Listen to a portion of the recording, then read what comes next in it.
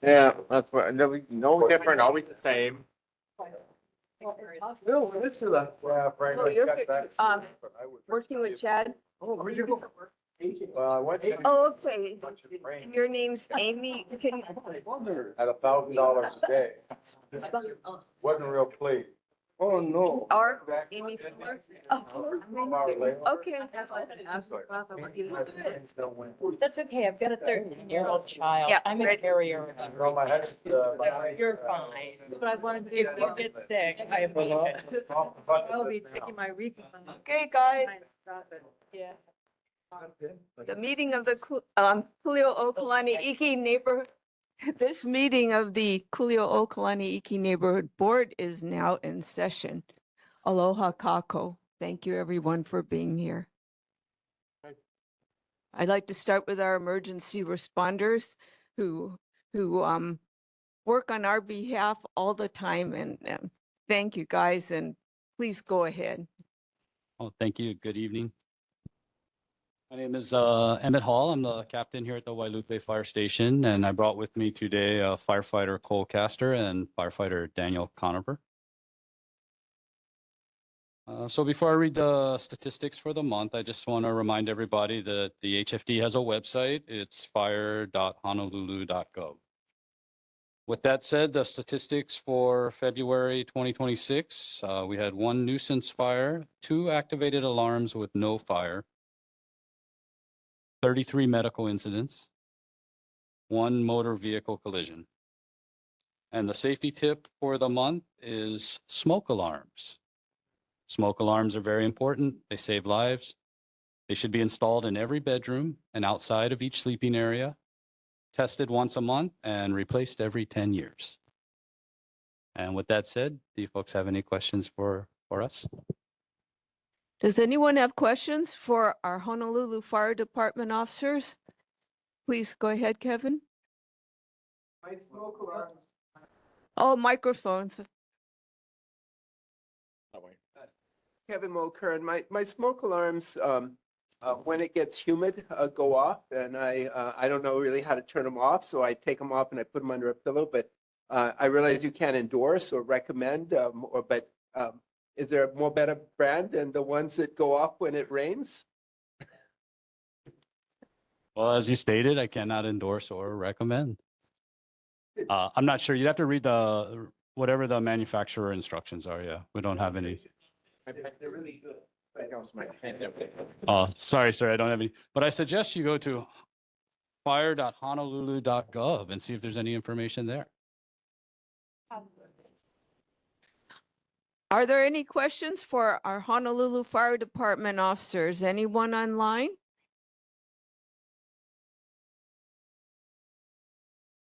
Zoidell, any hands up? Okay. No questions at this time, and the rain helps. Hopefully less fires, but I don't know. That doesn't affect how many medical calls you have. Thank you for answering those as well. So we appreciate you being here. We do have a question. I thought he was through. Oh. Ask the question when he sits down. Oh, okay. Oh, thank you for being here, and hope you guys have a quiet evening. Okay, thank you. Hope everybody has a good evening. Good night. Good night. So Clarissa? Next, Clarissa, I'd like to, I did have a question, but it's for you. Could you establish quorum? I think, could we, for the meeting, for people watching, can we verbally establish quorum so that people know? That's usually done at all the meetings. Thank you. next, I'd like to invite the Honolulu Police Department to give their report. Hello? Hi. Who's Hi, good evening. with us? Hi, good evening. Lieutenant Nishimura representing Honolulu Police Department District 7. The Hi. following is the statistical report that we have for the month. Motor vehicle theft is 1, burglary 3, theft 6, no car break-ins or UEMVs, Total calls for service in District 7 for the month was 5,229. And that statistical information can be found at honolulupd.org. Our safety tip for the month is ATM safety tips. When you arrive in an ATM, to use an ATM, please look around. If you see anything suspicious or if you feel unsafe, please leave and notify the police. When you're using the ATM, please have your card out ready to go so there's not any type of delay and that you can focus all of your attention on the ATM and your business there. Keep an awareness throughout your transaction. Don't withdraw large amounts of cash. As you leave, please again be aware of your surroundings. If anything looks unsafe, then please notify the police or go to somewhere where there may be more people and is lighted. And if you are confronted and someone tries to take your money or a robbery occurs at the ATM, please comply with the demands. Don't fight back. We would like to avoid any types of injury or anything more serious. And then be a good witness and notify the police as soon as possible so that we can do the report, start the investigation, and start looking for the suspects. As a follow-up from last month, there was an inquiry regarding sex assaults that were occurring in the area over the year. The research that I found that there were the incidents involved a known suspect, so not really a threat to the community. And in those incidents, all the suspects were arrested with regard to those sex assaults. But that's our report for the month. Thank you. Lieutenant Nishimura, could you please clarify, is there one individual or more than one individual who was a perpetrator? With regards to the sex assault, with my research, I found that there were 2 individuals that were arrested. And of the incidents, there were several, what would we say? There are several cases that were involved. Involving those incidents with multiple charges, but it was 2 individuals that were arrested. Are these individuals at large and a threat to the community at this point? That information I don't have currently, but as far as a threat to the community, I don't believe they were because they were known. And I'm sorry, forgot to add in the detail that one of the incidents, so one of the suspects involved, they actually were just reporting it in the area. It actually occurred somewhere else. I see. Okay, thank you. Are there any questions for Lieutenant Nishimura? Yes, there's a question from Sherry. When you said there were 2 suspects, were they working in tandem or are they separately identified in different aspects of crimes? Oh yeah, sorry for not providing that detail. Those are entirely unrelated, 2 separate incidents and 2 separate individuals. But both from the U Valley? I don't have the suspect information where they were from. So one occurred, I believe, in the Kuli'ou'ou. One incident occurred in the Kuli'ou'ou area, or one set of incidents, I should say, occurred in the Kuli'ou'ou area. Again, there were multiple charges on one suspect. And again, that they were known. So I do not believe they were from the area. And the other one was just reported, I believe, I think it was New Valley or Ainahaina, was just reported in New Valley. And the actual scene of the offense and where everything took place was outside of the area. Lieutenant Nishimura, this is Chair Burkert. Is there education in the schools for children on what to do if they're approached by a stranger, especially one who acts peculiarly? I can't speak for if the DOE has anything, but I know that our community policing team does visits to school and does various presentations on different subjects. I can't specifically speak to this particular subject, but I know that they talk about a variety of things. And when they do go, they talk about safety issues, so things like this, traffic, those type of things. Thank you. That's very helpful. We have several questions from our audience. First, Kevin Mulkern.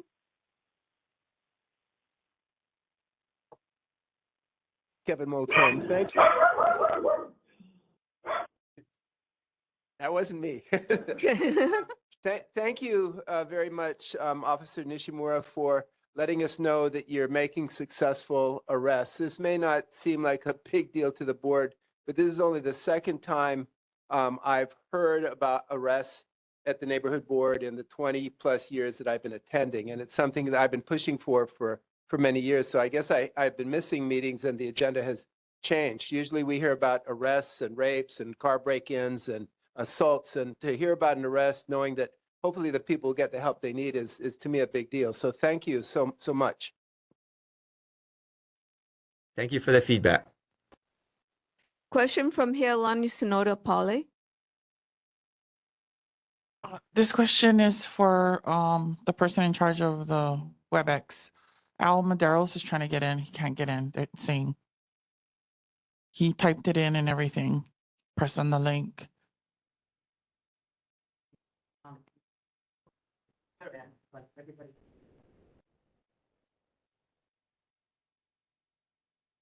Yeah, have them keep trying.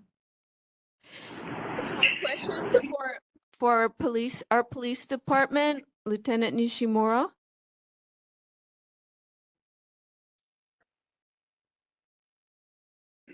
Zoidel, are there any more hands up? Lieutenant Nishimura, we thank you for all you do, and there are no more questions at this time. Thank you for all of your support. Have a great evening. Thank you, you too. Okay. Next, we have Board of Water Supply represented by Lorna Heller. Hi, Lorna. Thanks for joining us Hi. tonight. Good evening, everybody. Thank you for having me here. Sorry, I am here this month helping out somebody who's not able to be there today. So it's a quick announcement this month. The announcement for this month is about World Water Day, which is on March 22nd. And we want to invite you to join the Board of Water Supply as we recognize World Water Day. And then this is, what is it? It's an annual United Nations observance to raise awareness where about 2.2 billion people are living without access to safe water. So this year, the theme is where water flows, equality grows. And why does it matter? So it matters because the global water crisis affects everyone, but women and girls often carry the heaviest burden when safe water and sanitation aren't available. And we want to just let you folks know that more than 1 billion women still lack access to safely managed drinking water. So throughout March, and especially on March 22nd, please check out our social media pages and boardofwatersupply.com/WWD for inspiring stories and videos about the global water crisis. And just want to remind you folks that water is a finite resource, so let's make every drop count. That's all I have for this evening. Does anybody have any questions? Are there any questions for Board of Water Supply Representative Lorna Heller? See any? Lorna, I don't see any questions for you at this time. No problem. Thank you. Appreciate it. You folks Thank all have a you. great evening. You too. We will now go to board business, beginning with vacancies. And I didn't write where the sub-districts were this time. But we have vacancies in sub-district 1, we have, which is the lower Kalani, Kalani, Wailaiki area. Is there anyone who wishes to represent that community? Okay, we have vacancies in sub-district number 2, which is Upper Wailaiki, 1 vacancy. Is there anyone who's with us who's participating tonight who would like to be the representative for the Upper Wailaiki area? Okay, none now, but please let us know if there's a community-minded person who would like to represent their community on the neighborhood board. We would love to have them join us. The next vacancy is sub-district number 5. And that is in Wailupe in the, let's see, Wailupe Peninsula. And we haven't been able to get a representative from that area for a long time, but please let us know if you are, or someone else you know, are interested in being part of the neighborhood board. In Sub-District 7, which is Niu Valley, we have 1 opening. Is there anyone who would like to be the representative for the Niu Valley community? Okay. Please let us know if someone, if a neighbor of yours would like to be active in the community. From Sub-District 8, which is Kuli'ou'ou, we have 1 opening. And is there anyone who is with us tonight who would like to interview and become a part of the neighborhood board for that area? Is Mike Davis on the line? No? Okay. We keep trying. We're a friendly group here, and we try to get things done. So be a part of where the action is.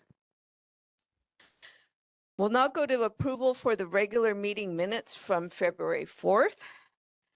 Those minutes have been distributed. Are there any corrections to the minutes? If not, the minutes are approved.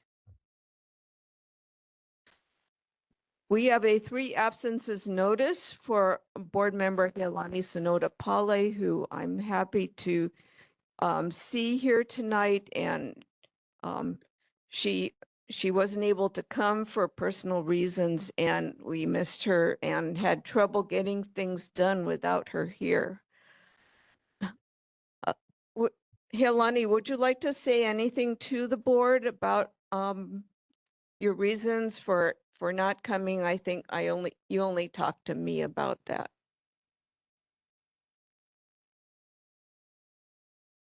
I need you to speak to me about this. This is not. I would like you as the board representative to please speak for yourself. The last meeting, last one. Go ahead with her approval. Aloha ka kua pau mai ka pi'ina I ka lai hae hae ka la velo o le hua ano ai ke aloha. Mahalo nui no ko kua ana mai ia'u I ke manawa. Mahalo nui for having me here on this day. I would like to speak for my Hanai sister. Her father just passed away. Would you like to take a bite? Would you like it? Kalamai. Her absence is in because of her father passing. This woman works more hard than anybody I know on this earth. She is all over the place protecting everything from Aina to children, to Bones, to Kupuna. I humbly ask that she remain on this board so she can help us protect what we need to protect here as Kama'aina. We are eyes of the land. We are Kanaka Maoli. We are the originals of this land. And I humbly ask you to keep her on this board because we do need to protect and malama our Aina. I do know that there is a kuleana in regards to not having an absence. I understand that. But from the bottom of my heart, I'm just asking that you allow her to stay and be a part of your board because I do think she is a very good asset to this community and to our Pai'aina. So I brought my children with me as well. And I have Ohana online as well to speak a little bit about my sister. And I really just hope that you give this good consideration with a little compassion in regards to what her ohana has been going through. So mahalo nui. Leilani, does she speak for you?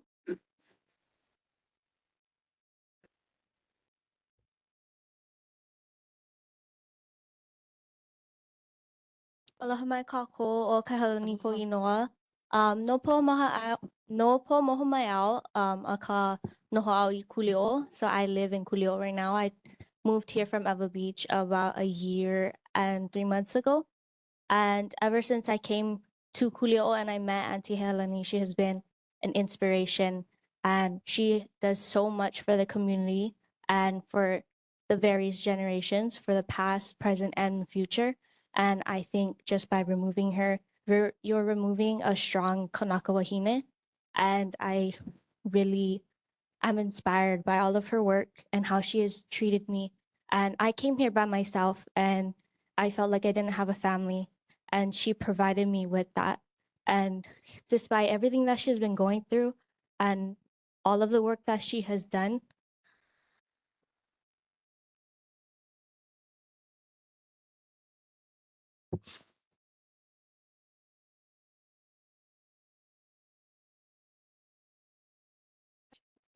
You, we hear you. I would like to ask of the board, um, is there any motion from the board to vacate the sub-district 8 seat?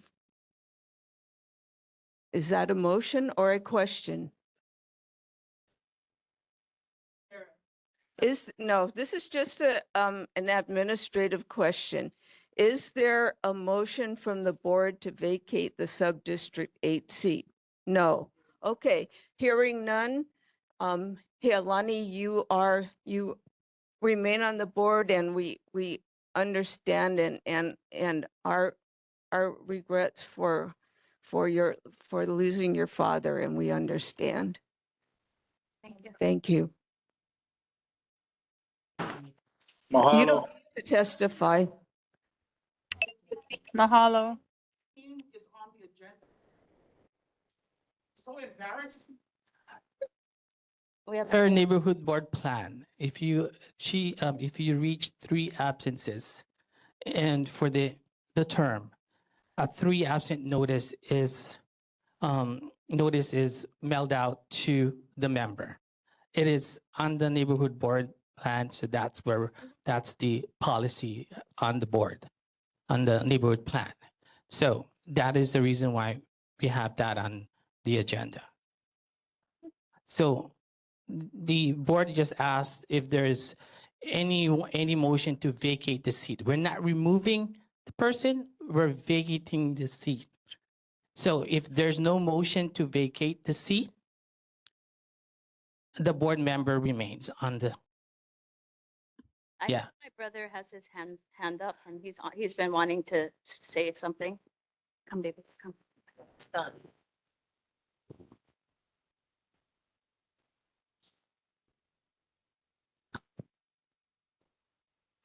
I think we should keep public testimony to our public input for items not on the agenda, because it is not on the agenda for testimony regarding the loss of a family member. We have decided, the decision has been made that I came here from Wapakulo to testify because her name is on a public agenda. That's what I'm doing. there is no need for you to testify. So, No, I'm sorry, but you are out of order, and if you continue to obstruct the meeting, we will have to escort you out of the meeting. No, I'm not. The grief is for her and the family. like this is tremendously wrong on your part, and you know it. That's why you're sitting there trying to defend yourself. I've lost my. Can you let them testify? Why are you letting? I'm interrupting you. No, but can you let I'm them interrupting testify? They came here from far to testify. I came here. How hard is that? I mean, it's on the agenda. It's an agendized item. I get that. This board will now go into recess.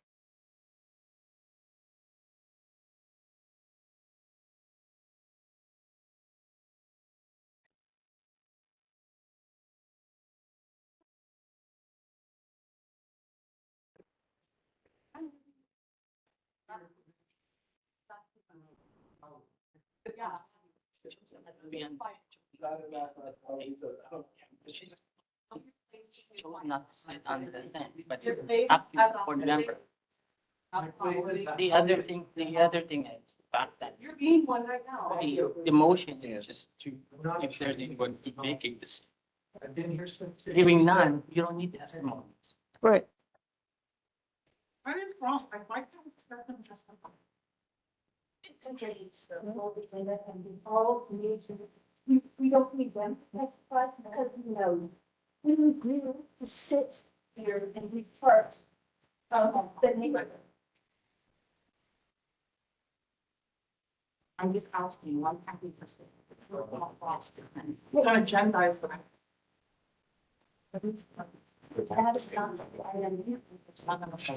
it's an agenda. I mean, it's an on the agenda. In resolved. I mean, I understand.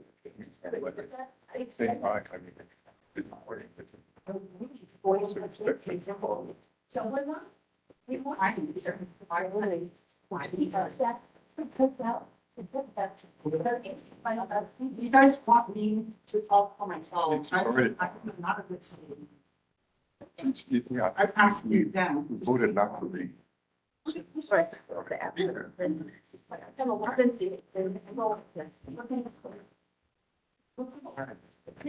You can.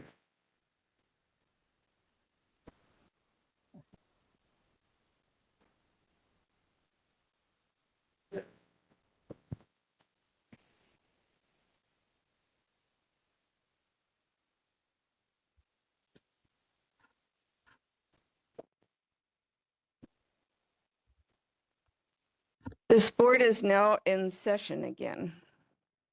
So the next item on the agenda is the discussion of Kalani Highway speed calming measures.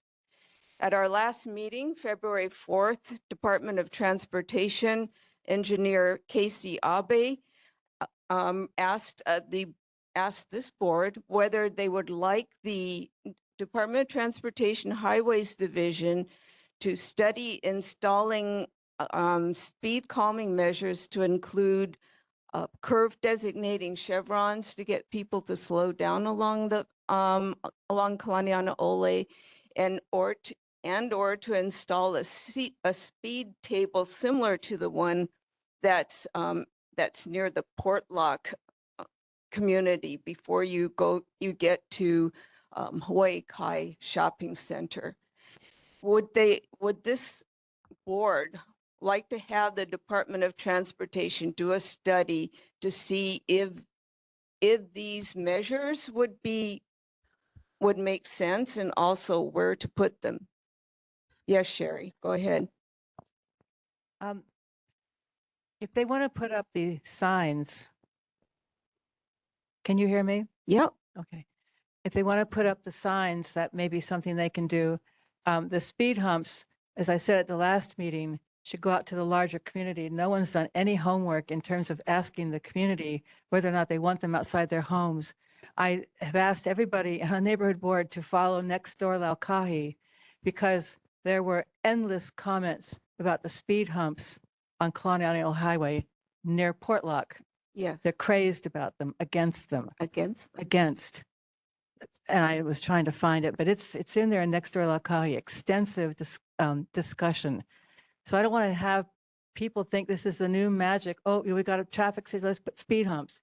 You have to do a lot of homework. And the people who live near them talk about the endless noise and vibration that goes into their homes and creates cracks and crevices and the noise. And kids love to speed over them anyway. They get a kick out of it. And that's what they said in Kailua, and that's what they said over in Kalihi, wherever they've done them. That's what they said. But anyway, next door Laukahi, the community there is furious about them. against them.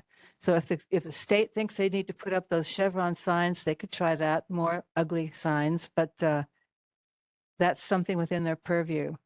I, for one, am against them. And I know that if You're you, against chevrons? as no, no, well? I'm sorry, I'm against the speed humps, obviously, because I've done too much study on it.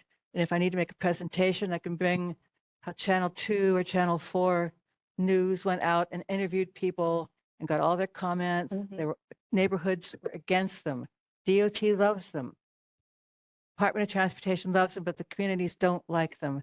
So I don't want to see our community start getting embroiled in that concept. Anyway, if they want to do the chevron signs, I'm for that. I think we should separate that issue. And by the way, we skipped Pia Valley. Yeah, we didn't, a resolution wasn't Okay, forthcoming. good, good, good. Okay.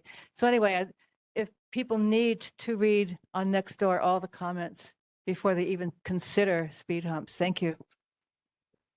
So you would advise conducting a poll of some sort? Well, you're Whenever talking I about, come with an issue, whenever I come, I go door to door and I do petitions. this for would be ordinance. along the whole freeway though, from The whole- no, it's Kalani in High one area. School to Hawaii Kai. But you want to do it out at Portlock, or you want to do it out at the church, right? It hasn't been decided where it would. Anyway, it's, yeah, the whole highway, yeah, Okay. because we all have to use it. Okay. And if people aren't thinking and they hit that, it's horrible. And they don't even they don't even put with yellow stripes or red stripes, they just put them there. And they put little signs on the side of the road that you don't necessarily see. I don't know if you've gone on, I think it's Kalihi Street. When you come down from Nimitz, you go up to the freeway. You've got endless speed humps. It's very amusing to see who goes over them fast Mhm. and who. Oh, I'm sorry. Okay, Thank okay. you. Yes, Alani. Testing. When I first came in here, you asked me if I still want to be on the board. And you didn't even ask me why I wasn't here at the last meeting. I took offense to that. That was very offensive to me. Also, this is not the first time you are silencing voices that are wanting to testify on an agendized item. You are silencing Kanaka Maoli voices in this room and online to testify on an item that was on the agenda, that was mailed out, that was posted on the website. Yeah, Alani, we are currently discussing Kalani'anaole highway speed calming measures. If your comments do not relate to that subject, then please do not add them because you are going off agenda. Okay, are there any questions relating to speed calming along Kalani'anaole Highway and whether or not we should request a study? DeRay? Yes, can you hear me? Yes, DeRay, go ahead. Sorry, I'm driving. I just want to share that I work in transportation. I'm an advocate for clean transportation, and I've seen several studies from experts. I understand that speed humps are inconvenient for us, and I agree, they're not my personal favorite experience. However, all the major studies and experts will tell you that they save lives. So if we're talking about community safety, things outside of just things that inconvenience us, I do think it's worth a little bit of inconvenience. Maybe we can make them clearer so that people don't run through them and hurt their, damage their vehicles. But overall, there's a community benefit to them. I know I'm willing to be a little bit inconvenienced if that means we're saving some lives or preventing serious injuries. We all know that fatalities and injuries from driving has been on the rise. So I'd just like to share that sentiment that there are sometimes things more important than our personal experience. Thank you. Thank you for sharing your opinion. Janine, go ahead.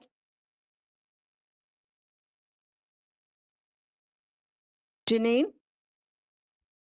Hi, can you hear me? Yep. Okay. I would just like to say that the people that are on Nextdoor are usually people that like to crab about things, so I generally don't go on Nextdoor.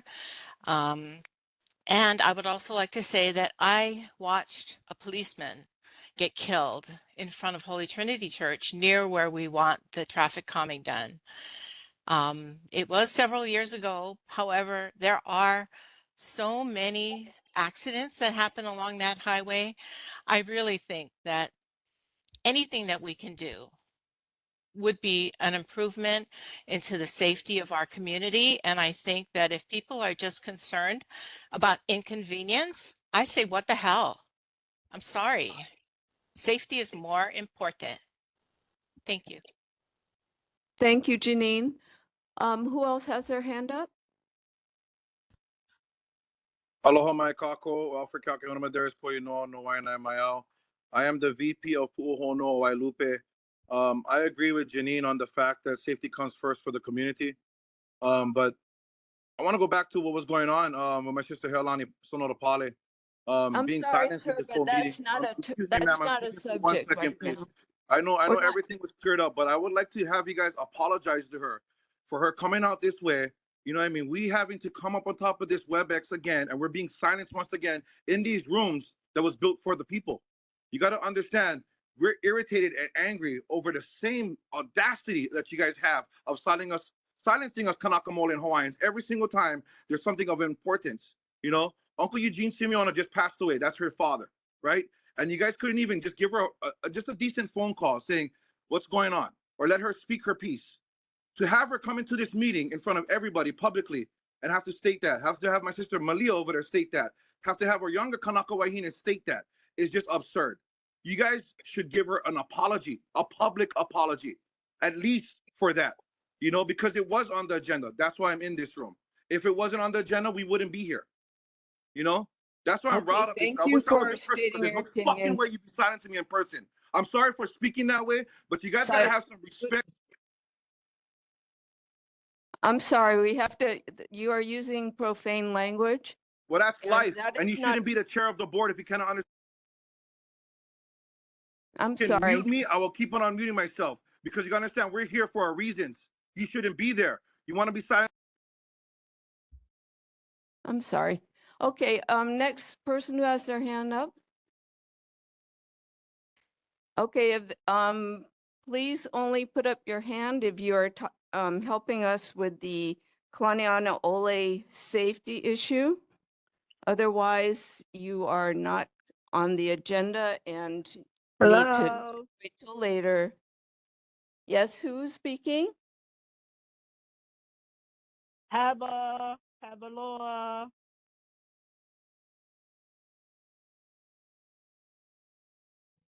Okay, I don't hear what she's talking about. Okay, so yes. I've been involved in transportation issues since the 80s. You have to understand that when they widened the highway, they specifically widened it to speed up the highway and speed the drive time from Hawaii Kai into town and from town and out to Hawaii Kai. They speeded it up. So, and everyone's going, whoa, wait, you're making a speedway. They're going, no. And that was we went to all the meetings with Linda Starr. We went to everything. So if you want safety on the highway, you can ask for more traffic lights to stop people from the speedway. You don't need speed humps. Speed humps are not a question of an inconvenience. They destroy property. So if you are willing to pay for the destruction of people's property, that's another issue. Just stopping them at a light at every interval is a safer way to control the speed, since they won't do speed cameras. So you don't need speed hump. You'll need them everywhere. And you got people who obey them and people who won't. So what we need are more speed lights. Let's ask for more traffic lights, probably the same price as a speed hump. So that's what I have to say. You can't just harden like, oh, well, that's the only thing we can do. You have to understand what the whole concept was that started the whole problem and how to solve it. More traffic lights. Thank you. Yes, go ahead, Shelley. I apologize. I have neglected my job as timer. So I just want to say, so that nobody feels picked on, that I will begin using the timer now. And explain Yeah. Yes, thank you. So, speakers are allowed 2 minutes. Those giving reports are asked to keep them under 3 minutes and presenters under 5. Comments should be brief and to the point. Please silence all electronic devices. Participants on WebEx, please be sure to mute yourself when you're not speaking to avoid any background noise. And is anybody on a cell phone? No. Oh, on a cell phone. Okay. Okay. Yes, Frank, please go ahead. Hi, Frank Fuji. First of all, Hilani, I did not know what was going on with your family, and I'm sure I speak for all of us when I say deepest sympathy for you, for your loss, and to your entire Ohana. Thank you. I feel for you. I feel for your family. Okay.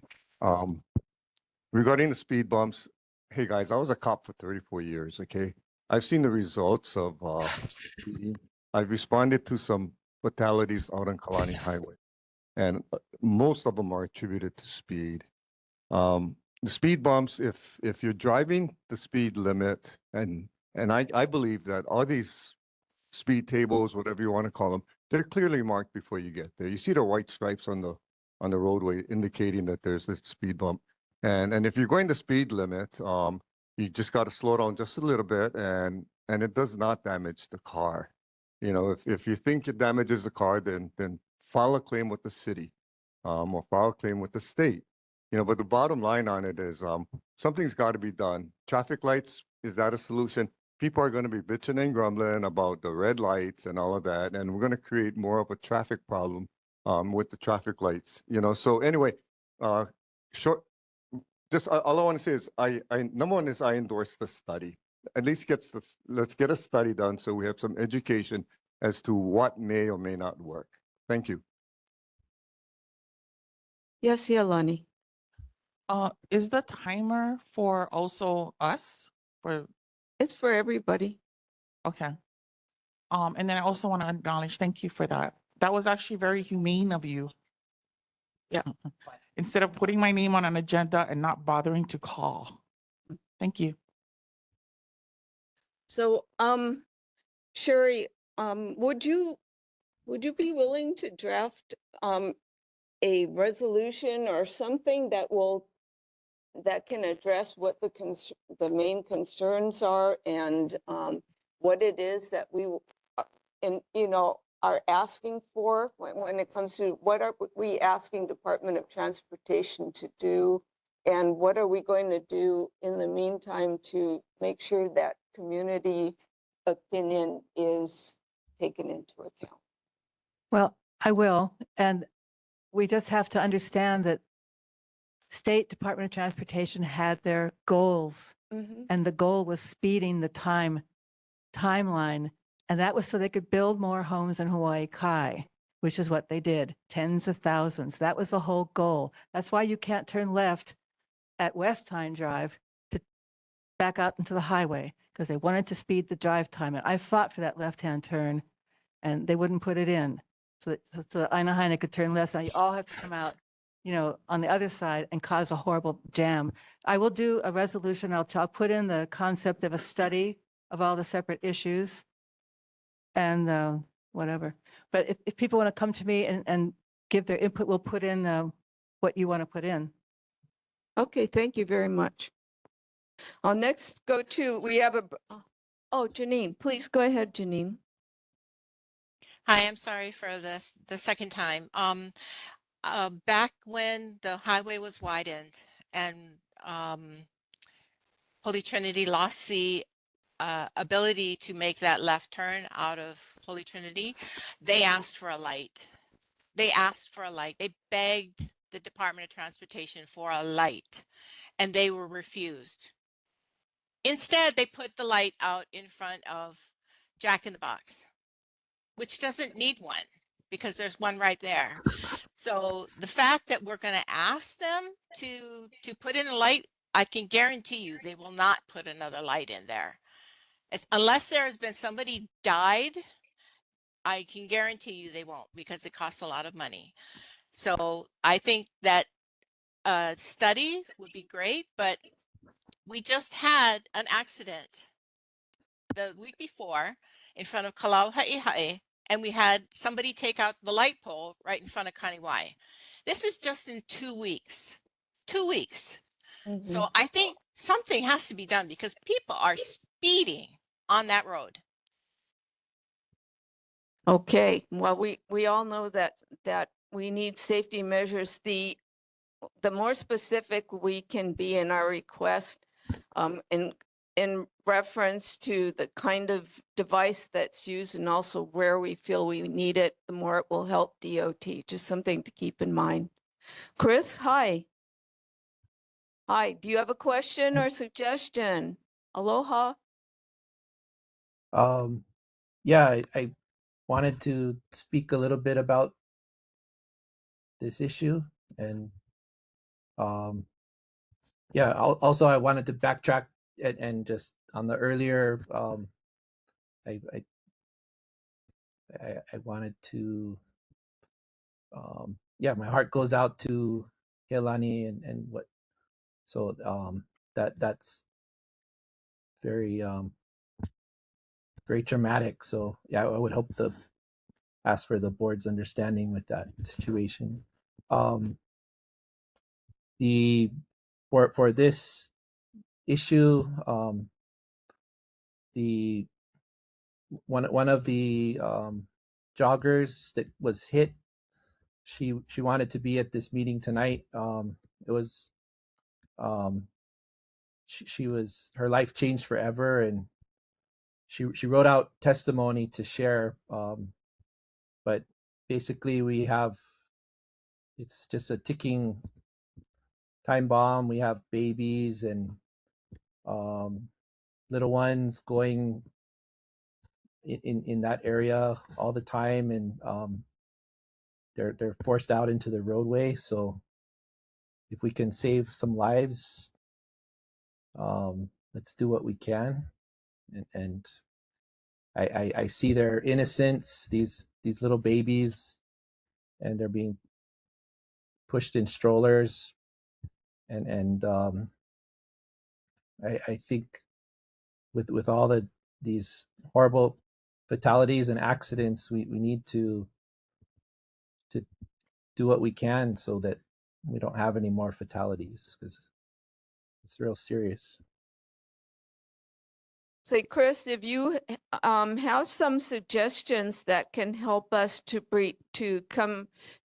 make a request that is cohesive and to the point to Department of Transportation, that would we'd really appreciate your help on that.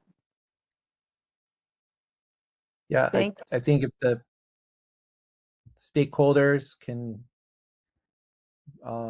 be consulted, so we have good community representation, and we'll come up with some safety measures. And I know Okay. there's, last meeting, the curved arrows were brought forward, and also the speed humps. Yes, thank you. Well, please feel free to write any ideas that you have for us to use and submit. Appreciate it. And send your comments to both to Sherry and also see me on it. I appreciate that. Yes, Bill, go ahead. Again, sorry about your loss. We totally understand. A simple solution for me is have more police on the highway at 4 o'clock when the drag racing starts. And I've noticed the cars stop on purpose, 3 or 4, and then as soon as the green light goes, they go. And I know the police force is stretched, but that would slow a lot of people down. You get one motorcycle cop with a radar gun, and the word spreads. Thank you. Any other comments or suggestions regarding safety on Kalani'anaole Highway? Yes, please. Yeah, come on up. So mahalo to Chris. I guess I was supposed to be here for not only just my sister, but that woman that was hit is my friend for 25 years. Her name is Casey. and her life is forever changed. She was training for the Honolulu Marathon and of course did not get to run. She was crumbled by a Mercedes. And thankfully, there was an auntie at Kanewai that helped take care of her until the ambulance came. She is still healing mentally and physically, and something does need to change, whether it's the speed bumps or whatever. As the officer had mentioned, please do your due diligence in regards to studies on this, because she is forever changed. And I speak to her all the time and I check on her. And she's very, very lucky to be alive. So mahalo, Chris, for being here. And I'm so happy that I'm here to testify for Casey. She's an introvert. She does not like to speak. She does not like to be places. She certainly doesn't like this kind of stuff. And so I was meant to be here for her as well as my sister. So mahalo. Thank you. What? I don't see why. It's for community input? Yeah, I was thinking. Hi, I just, I'm sorry, I don't know what your name is, but I had a follow-up question, if you didn't mind answering. So we can understand, like, what happened to her? What was the traffic thing that happened that So we she was need to? jogging on Kalaniano Ole on the sidewalk, on the sidewalk, and a Mercedes came from behind and hit her from behind, and she flew.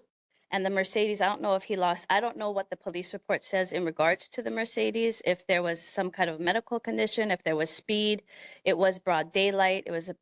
Chris has more information than me, but it was not like in the nighttime or anything. It was the mid-morning or early afternoon, I believe. But again, I don't know the police report on regards to why the Mercedes, if it was simply just speed, which we see a lot of, because I do live in Mauna Lua and people speed all the time. So she was jogging on the sidewalk. She was not off of the sidewalk. And this was where approximately? This was at Kanewai, which is right in front of where Chris manages for Mauna Lua Fish Pond Heritage.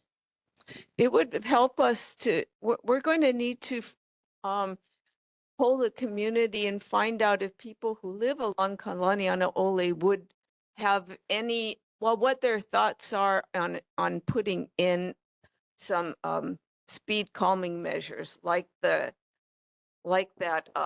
speed table in front of Port Lock. And we need to know whether the community supports doing that or not. And anyone who could help us to just be able to get information from the people who live there to us and to Department of Transportation. We would help to have signatures of And it's hard residents to have along the. policemen out there because we have literally like 5 to 7 policemen that patrol all the way from Makapu'u all the way to Kahala. So, and they're very short staffed. So I'm just saying it's hard to expect a policeman to always be out there when they're tending to all different kinds of things. Sir, I don't know your name. Can you please come up to the mic? Please come up to the mic so we can. Okay, but I'm a loudmouth Holly at the phone over here. Come up and talk. Hello? Yeah, I think I got. Why is your arm off? My name is Bob Stanfield. I'm a resident of Kalama Valley. I drive that area where the speed bump is. And I once stopped by a policeman. I was driving along and he said, "Didn't you see the people in the crosswalk?" Now you're driving on the right-hand side and what is it, 2 lanes, yeah? And the crosswalk comes across 2 lanes over there. And there was somebody standing on that side.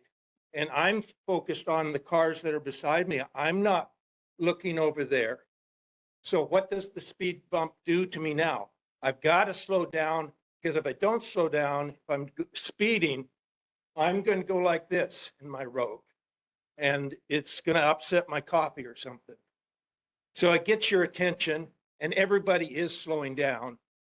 I don't know what's happening at 4 o'clock, but people are slowing down. And the other things they did at that crossing is they put flags so that people would see somebody coming across there. So it's part of the bigger picture. But the cop was right. If those people had thought there was an opening, I wouldn't have seen them until the last moment, and I would have hit them. And so I personally am glad to see that bump that slows me down to at least 35. It actually says go 30. A lot of people are going 40, and they're doing one of these. After you've done that a few times, they're now slowing down. I've seen a learning process. Have I met my 2 minutes? No, I think you made your point though, and we're going to work on this. Thank you. Yes, go ahead, Sherry. I defy any of you to go 35 miles per hour, which is the speed limit on the highway, because it's a residential corridor. 35. That was to acknowledge that it was a residential corridor servicing people's homes all along the way and churches. So I defy any of you to do 35. And I've brought this up to the neighborhood board since I've been on the neighborhood board since 1989. I said, people are speeding. You've got to stop them. We now have a level of lawlessness that if you do 35, you will have road rage on you, and people will try and sideswipe you or rear end you because you're going so slow. So you're going to have to put speed bumps everywhere, every 50 feet to try and stop people from the lawlessness that's now on the streets. That's why you have to think a little bit more deeply and ask DOT and the City Department of Transportation Services, what in the world is your idea here? Because you are encouraging speed. You're encouraging it, and you are creating the condition where people can speed. Traffic lights would stop them. But anyway, that's just one of the issues. And I really mean it. When you go home tonight, do 35. Every car on the highway, the freeway, anywhere will pass you. And they'll do it in anger. And do it in the daytime. They'll do it then too. I was going out to Excuse me, Sherry. Sorry. Sherry, we need to suggest things that are going to make that No, but that are going to people work are and making make sense. suggestions like, oh, I got to have a speed hump. No. You'll have to have them everywhere because this whole island is now covered with people breaking the speed limit. Okay, we got it. She's repeating this essentially things she said before. So I think we need to. I'm talking about doing the speed limit. Any one of you can do it. It's hard, I know, but we're going to get something together that makes sense. So, and thank you for being a part of that. Yeah, is it possible? I know it's probably expensive, but you know how they have the machines that tell you you're speeding and you just get a ticket? Like, because when people start getting tickets, then you're going to start slowing down because people are kind of broke right now. So can we get, no, I don't know how much those machines cost, but they started it at School Street. And that's a really bad one over there when they're coming off Like. But people are getting ticketed and ticketed. I got a warning actually because it went from 45 down to 25 super fast, and I didn't realize that. And they have one there, but if we were to have those machines, it's like it automatically spits you out a ticket or a warning, and then if you do it again, it's a ticket, and it's like a speed thingy, speed camera stuff. So, okay, speed cam. So maybe that might help a little. Okay, add that to the list. Yes, Yolani. Testing. Sorry, I'm not too sure about this mic, but thank you so much, William, for your words, kind words. I have a suggestion. What about those signs that blink your speed limit, right? I mean, they won't give you a ticket. They have that in Hilo, but you know, at least you'll be aware and they'll blink when you go past the speed limit, that kind of thing. And yeah, I would ask the chair not to cut off our members prematurely before they're done speaking. Thank you. Okay. Okay. Are there any more? Yes, go ahead, Frank. Hi, first of all, I'm not a cop anymore. I'm retired and retarded. Okay. No, but I know exactly what you're talking about. We could request that with the lieutenant that they bring out what they call the speed trailer, where they post. It's a temporary thing. They put it up. They had it on Little Home Road, I think, for a while, and it shows you the speed as you're coming along. Yeah, that's a good suggestion. I think we can just talk to the lieutenant, and have, see what he can do. I'll make a phone call. Okay? Thank you. So, are there any more suggestions or questions regarding the issue of safety on Kalani Ole Highway? Okay, seeing none. Let's go, we're going to go ahead to announcements. And I'd like to congratulate and thank Sandy Funt and Michiko Wada. And also thank Nathan Sirota from Department of Parks and Recreation for opening Wailaiki Park for the use of leash dogs and their human owners. This was an island-wide effort to try to make public parks more available to dogs and their dog owners, provided that they use leashes, so that for everybody's safety. We are now on the section of our agenda where we ask members of the public who have concerns to please raise them so that we can discuss them and try to have something done about them. Yes, Sherry, do you have a concern? I have been staying silent till now under public input. I wondered when I saw the Heilani notice of 3 absences, and it's normal neighborhood board policy to phone that person and ask them, what's happening, what's going on, and do you have issues, are there problems, and you discuss it with them and you settle it over the telephone. So I was surprised to see that on the agenda, and I asked Heilani if she wanted to be on the board, and she indicated that she was amenable, but I'm surprised that this wasn't handled. I don't know. I find this process confusing, and I'm finding the process not being followed at this board enough. We need to establish quorum before the meeting starts. Every meeting, we need to go over what correspondence you get, every letter you get, and how the agenda is arranged. I get agendas from other boards, so I understand how that stuff goes. Anyway, I just wanted to say, I think this could have been handled with a phone call to Heilani to find out what in the world was going on and to settle it. And you come here and you discuss it and you tell the board that you've had a discussion and it's dealt with and it's fine. Everything is fine. And that's how it should have been done. And I apologize for not calling Heilani during the past month after I heard that the letter went out, but I was off island but normally I would have called, or somebody from our board would have called and tried to find out what's going on. But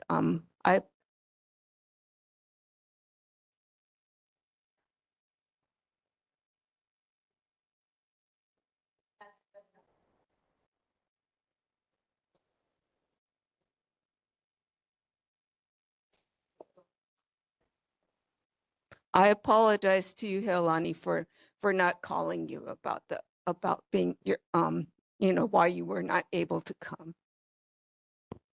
Thank you. I appreciate that. And that's all I really wanted right now, because, I have to put myself on blast about my loss. And that's unfair. Yes, Shelley. Well, 3 separate things. First of all, Heilani, it's awful. I'm so sorry for what you're going through. I think part of the point is it's a clerical thing, and I think we always had your back. So it was kind of a non-issue, at least in my mind, because I would never even conceive of asking you to go. And I think that was the general consensus. So you may have felt attacked, but the fact is, I don't think anybody here was gunning for you. I know nobody here was gunning for you, ever. It was just a clerical issue. On another note, I did receive 2 emails, and I think we all received them. And so I just wanted to bring those up. Limby, Hawaii was asking so that's locals in my backyard. was reaching out regarding Hawaii housing, and if we would like to take a position, they would be happy for us to draft a resolution or provide additional information. So that's one thing. And then the other thing is a gentleman from Hawaii News Now was asking if there was any board business that we thought was newsworthy to address later.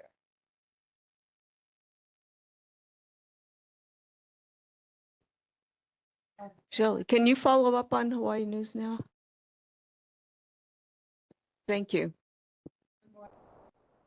We have other people that are not showing up to the meetings. Are you giving them notice too? Is this for, are these board members who are not present for 3 times? Yes, they are. Yes, they all receive, it's an automatic letter that comes from the neighborhood commission. And usually they notify us, they'll notify the neighborhood assistant and CC me when they feel that when there's something going on, like a recent, one of our board members just changed his place of residence and was no longer in our area. And then there was another board member who just couldn't manage due to things going on in his life. Should you not be telling the boards that we can be kept abreast? Can I interrupt with sharing? I mean, we had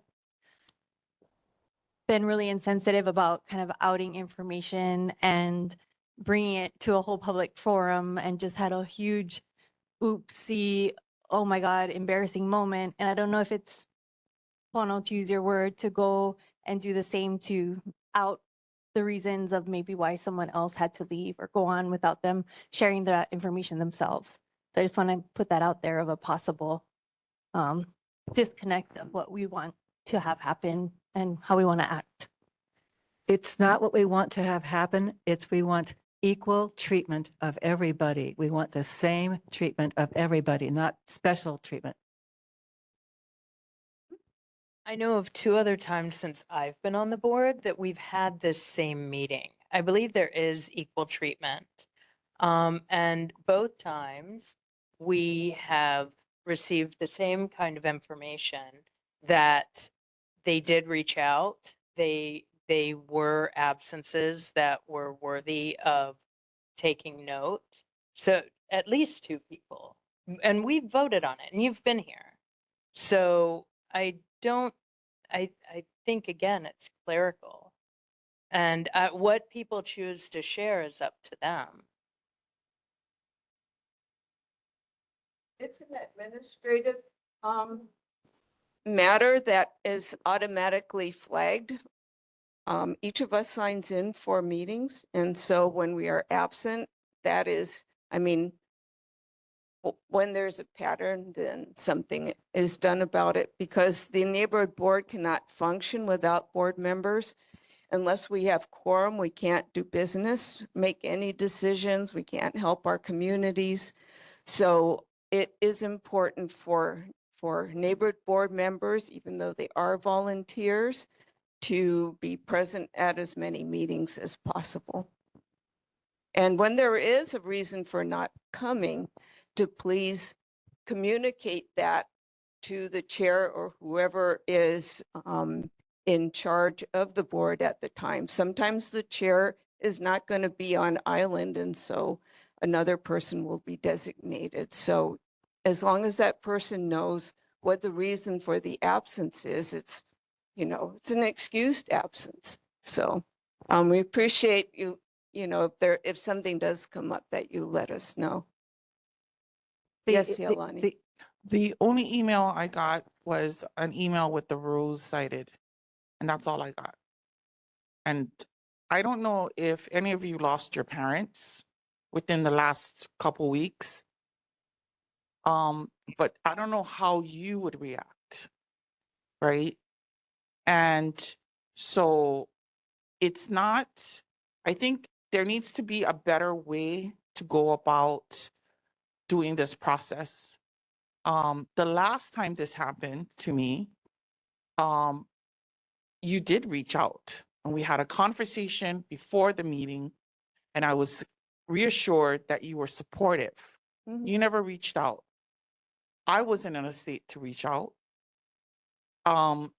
So I came in here with my name pretty much blasted on the agenda as an agendized item. You came and told me, do you still want to be on the board? Of course, I have been on this board for years. Of course, I want to still be on the board. I am a community person. And then I have people come to support me during this very difficult time to speak for me, and you shush them. So I just would say, and I accept your apology, okay? But I just would say something needs to change.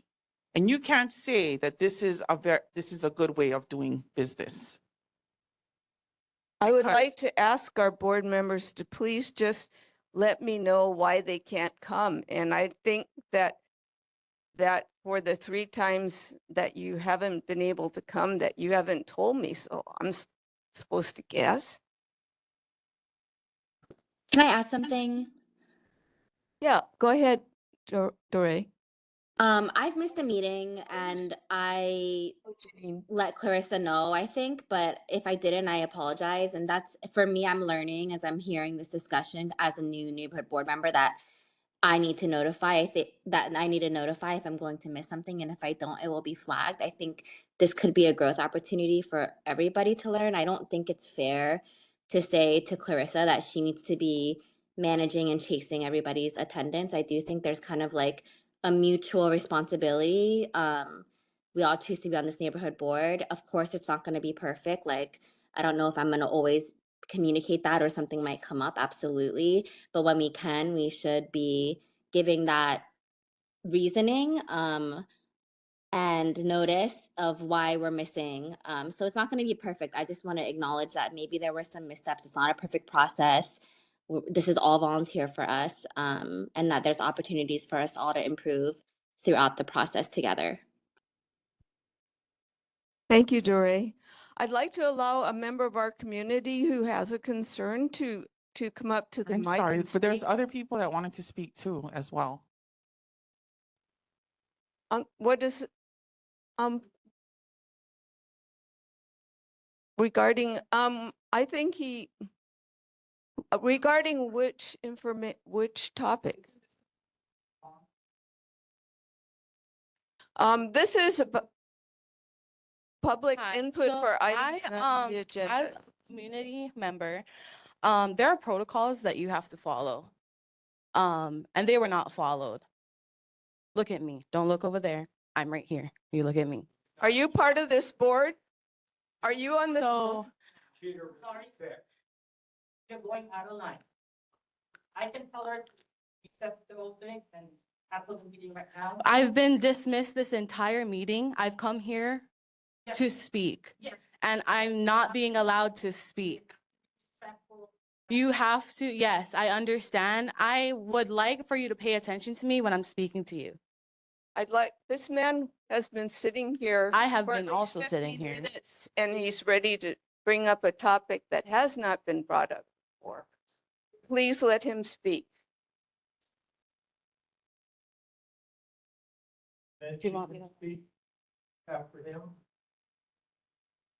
If she's speaking about something that is a community concern that I'm not talking about her situation. I'm speaking to this board.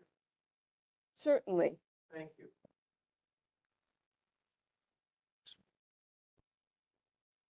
Hi, my name is Bruce Tadoki, New Valley.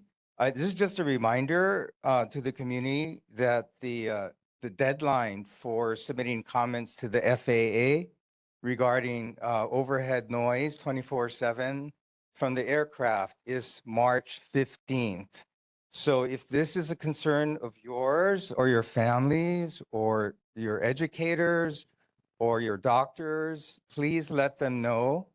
I think this is really important. This is a opportunity, maybe, to make a difference. The easiest way I found is to search Hawaii News Now, FAA, and there's they did a newscast on this. So there's a short video you can watch for the background. And there's a link on that site that takes you directly to the FAA questionnaire.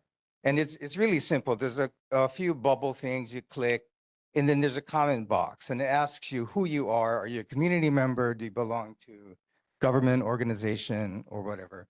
But I think it's important that the public has input into this issue, because for me personally, it's a major thing. Thank you. Thank you. Okay, go ahead.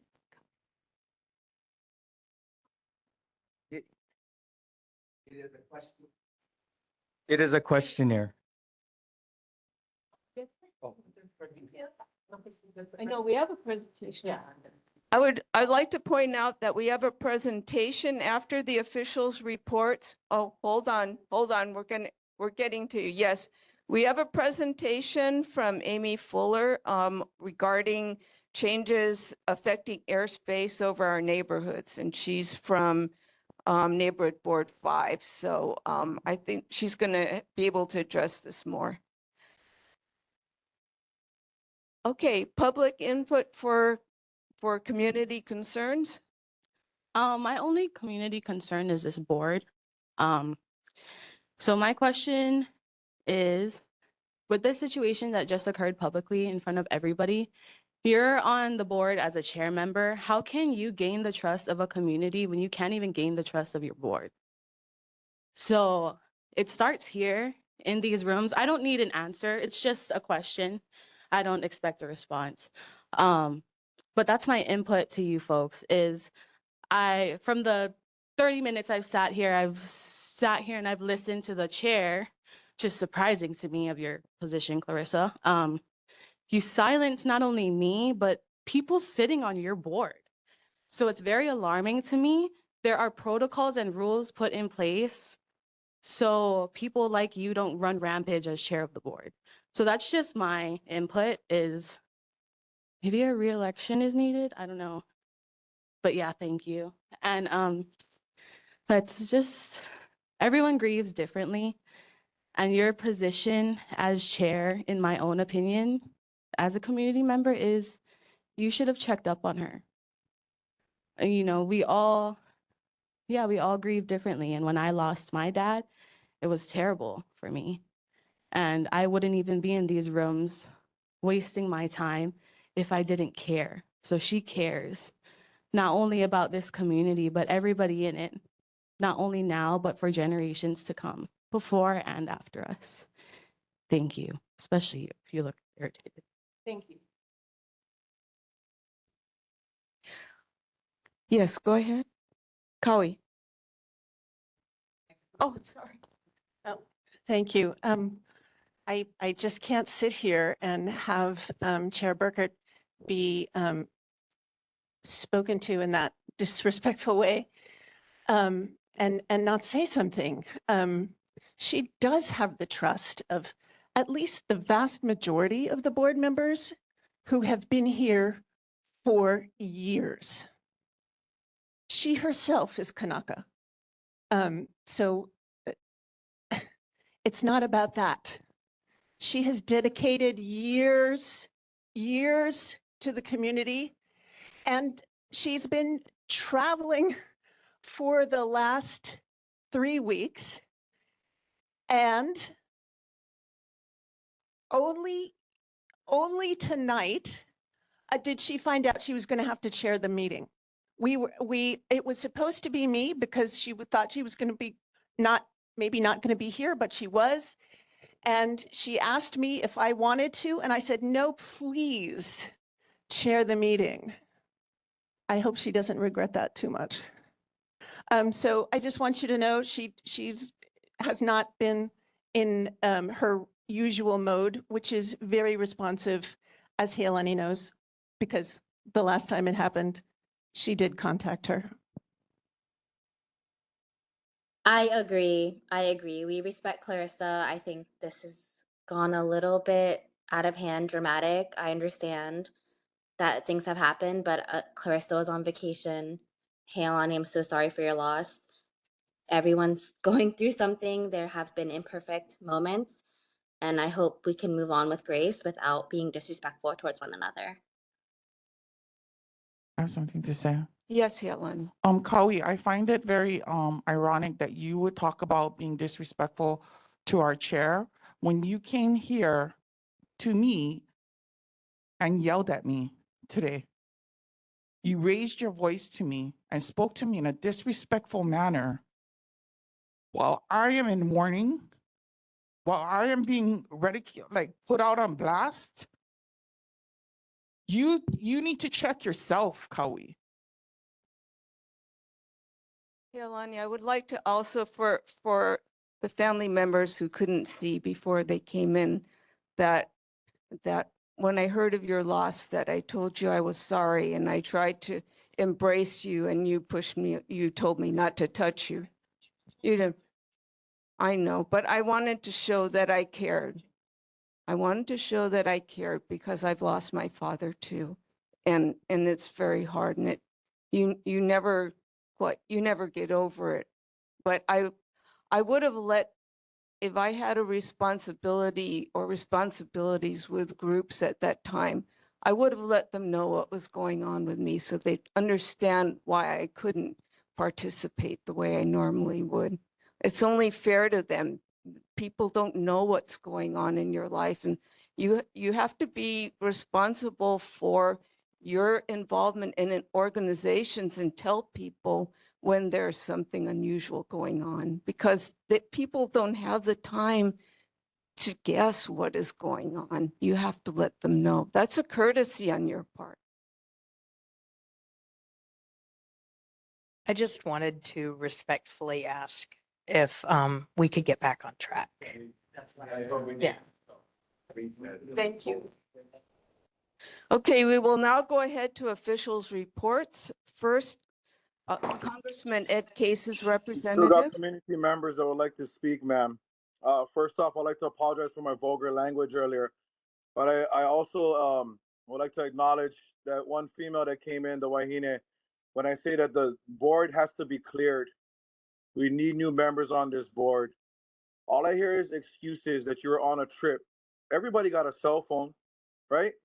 My whole thing is the first violation or whatever it may be of being an unexcused absence, you should have a call. The second time, should have a call. To wait 3 times and then have to be put on the agenda is absurd. Like I said before, for somebody like Holly to come in and say what she says is pure ignorance. Because the fact of the matter is the board didn't do its job.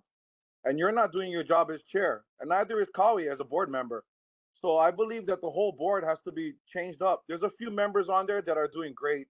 The people that are acknowledging Helani for her loss, incredible. Shows you guys heart, shows you guys have humanity. You know what I mean? You guys are actually good people.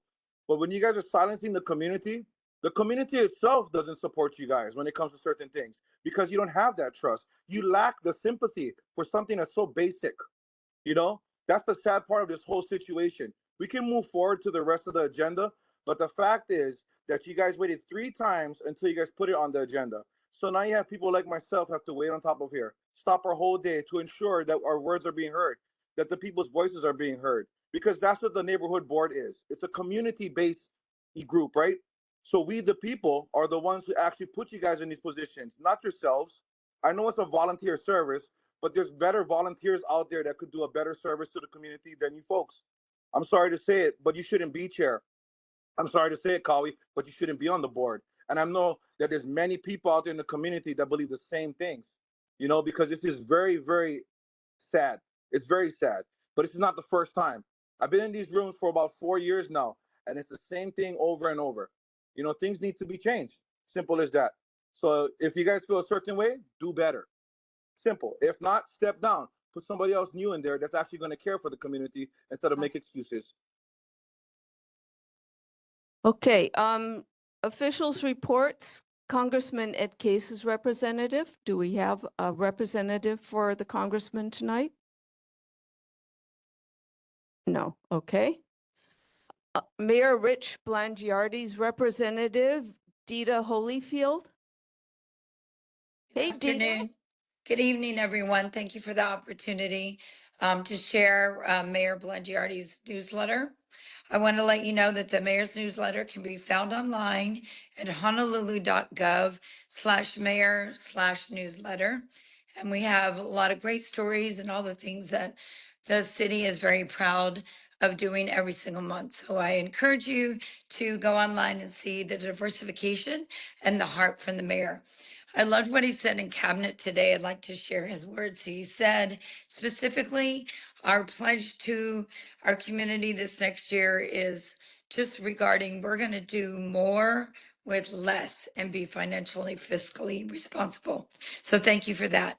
I also wanted to remind everybody that the new improved H&L 311 system that was launched in December is doing very well for the public. And the city can only fix the issues and solve the problems that we know about. So instead of taking instead of taking a video of a broken sink or posting it to Instagram, we encourage everyone to snap photos and submit to calling H&L 311 for the request.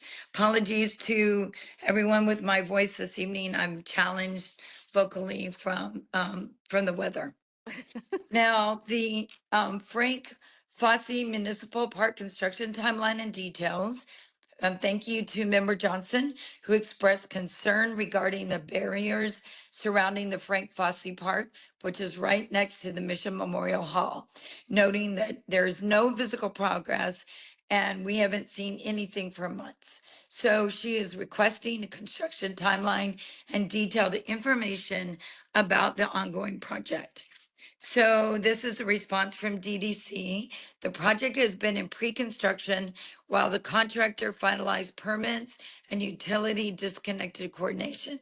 Demolition has begun, although the progress might not necessarily be seen visible from the outside.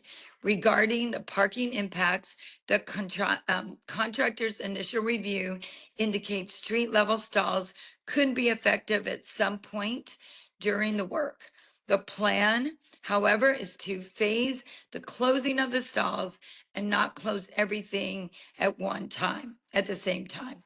The work remains primarily the top level with intermittent street level impacts when crews need access and a safety zone below the items such as electrical, conduits, and junction box installations.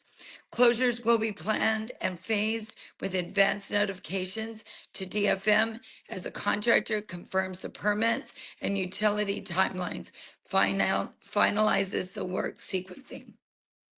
The second report that I have is regarding the board's questions regarding the Coast Guard's family housing facility. Board members inquired whether the mayor's office has a position regarding the potential acquisition of the Coast Guard family housing facility to expand the adjacent fire station. This is from HFD. The Honolulu Fire Department is aware of the U.S. Coast Guard's recent plans to demolish the homes on their property, which is adjacent to the Wailupe Fire Station. In March of 24, the AFD expressed interest in acquiring a small portion of the property and explore expansions of its footprint in order to replace its aging fire station with a more modern facility and determining that there's no alternative sites that are suitable for the area.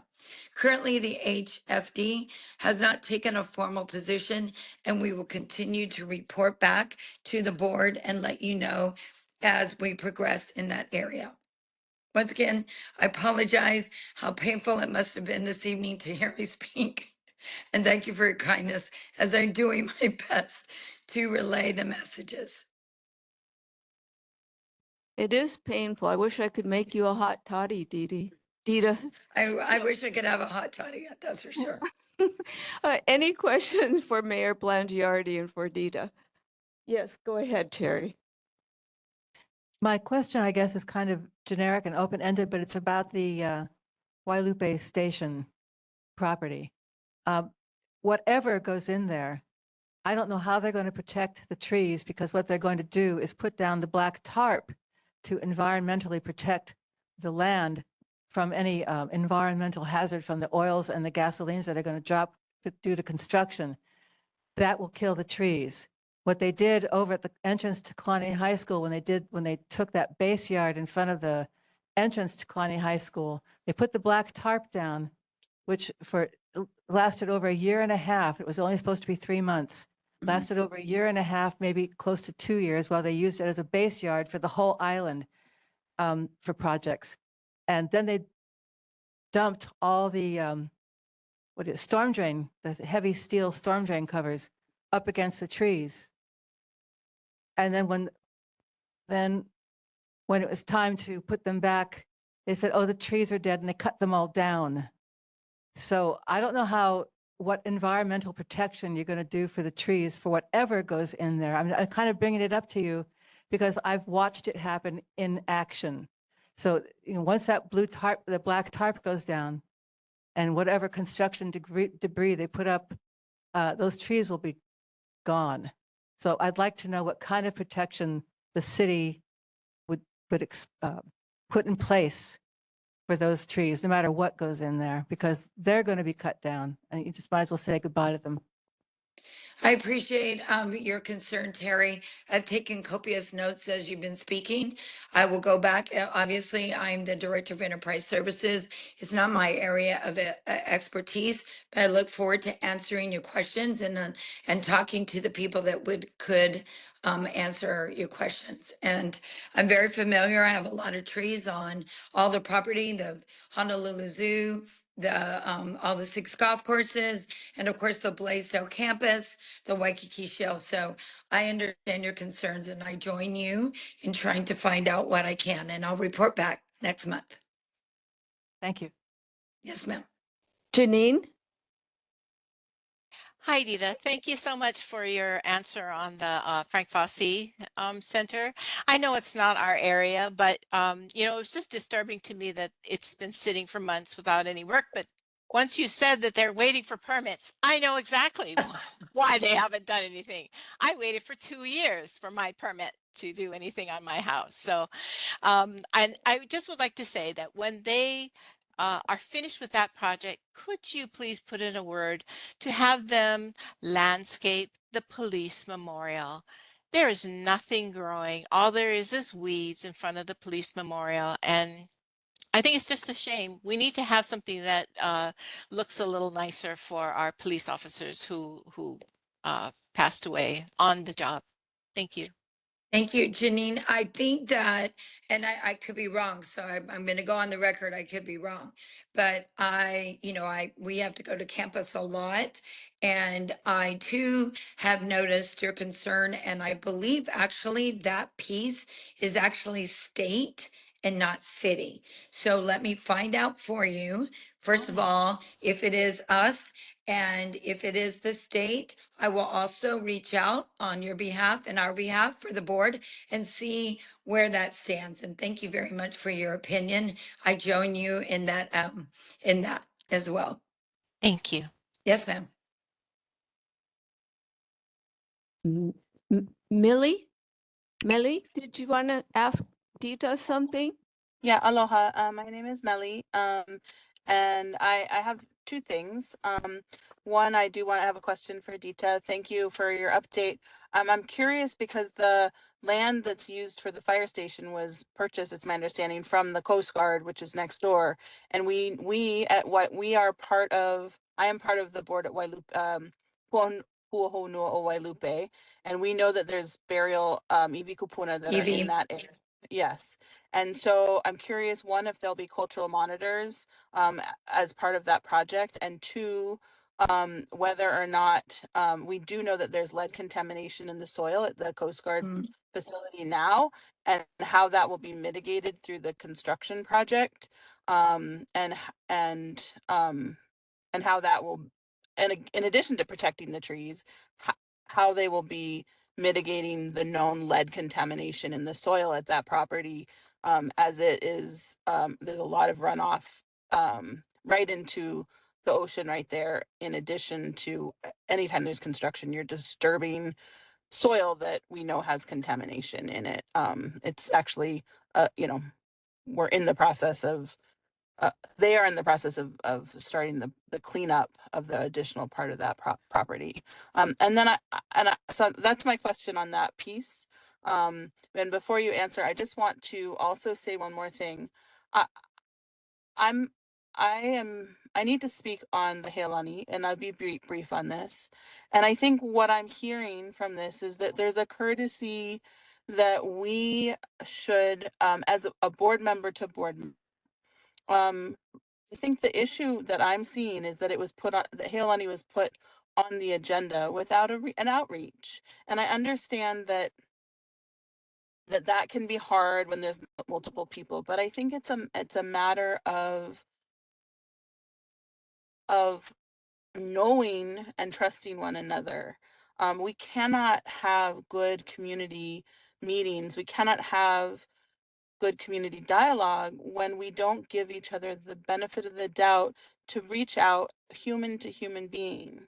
And I think that you're going to hear and see some anger because what's happened in this community, the degradation and Heilani is a staunch supporter of protecting our Evie. That's how, I grew up in Wailupe Valley. I'm here in this meeting because of my love for Wailupe and for Aina Haina and for this area. This is my home, right?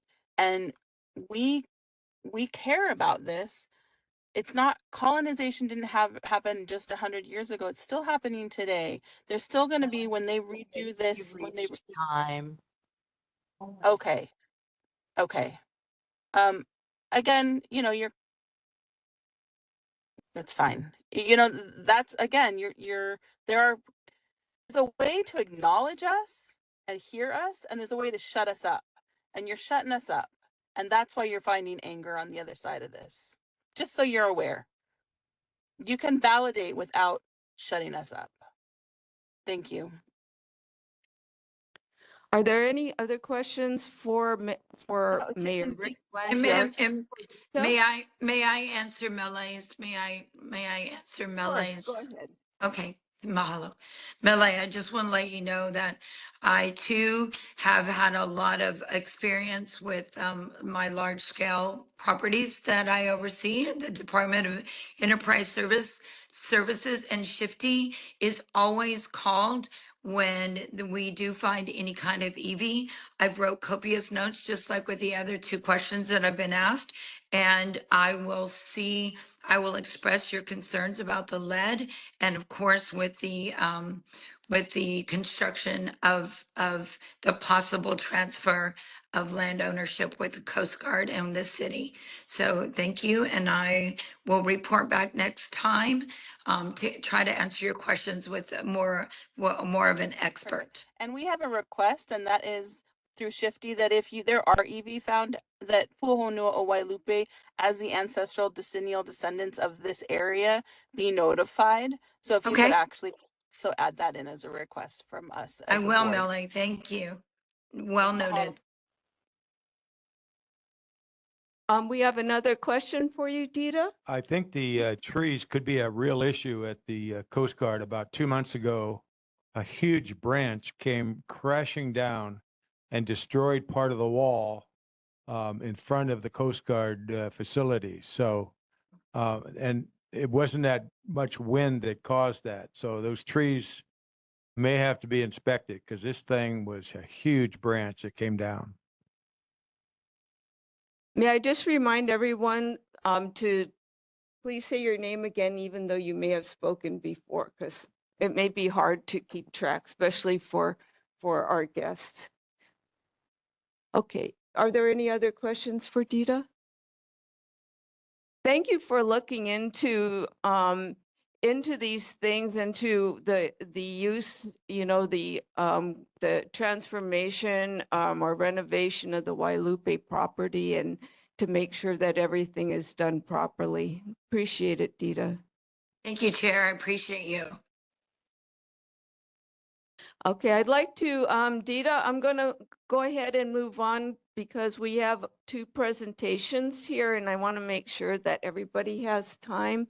And that's one reason why we are timing everybody. It's to give everyone a chance to speak, and hopefully you have had a chance to speak on the things that we needed to work on this time. So work on it this meeting. And we represent you. You will not find a board who cares more about you. But we have to keep things moving. We have to, in order to serve you the best, we have to make sure that everyone has a chance to speak about the things that can help the most number of people. So next is the representative for Governor Josh Green. I understand that Dave cannot attend. He told me he had that there was a family matter tonight. But if anyone has any questions for Governor Josh Green, Dave would be happy to follow up on them. So does anyone have an issue that he needs to look into for us? Sherry, go ahead. Have someone please tell the governor we don't want him to cut our tax breaks. Thank you. Okay. All right. Next will be Adam Dew, the representative for Council Chair Tommy Waters. Oh, okay, he gave up on us. Okay, Senator Stanley Chang, District 9. Aloha, Michael. Hello, everyone. Can you hear me okay? See me okay? Yep. All right. Well, thank you all so much for your hard work and dedication. Really appreciate all that you do on behalf of our community. As you all know, I am amongst your neighbors. This is my neighborhood board as well, so I definitely appreciate it. And thanks to everyone who's stepping up. So our March newsletter is here, and I will not prolong the meeting by going through it. I just want to say thank you. We source a lot of information from the conversations that happen here in this space. We take back your bill ideas, your policy, it concerns, your resources. So you'll see in there from our meeting last month where one of the representatives shared the text to 911. We did a spotlight on that and included that in the newsletter for this month. So thank you. We learned about that here first in your neighborhood board meeting. We will be continuing to provide legislative updates as we persist through session. As many of you know, we're currently in a 5-day recess, but we'll be resuming business as usual next week. So whether you're interested in some of our housing priorities that are currently moving, or maybe some of the non-housing priorities as well, you'll see some highlights in this newsletter. And very excited about the ongoing capital improvement projects here in our district.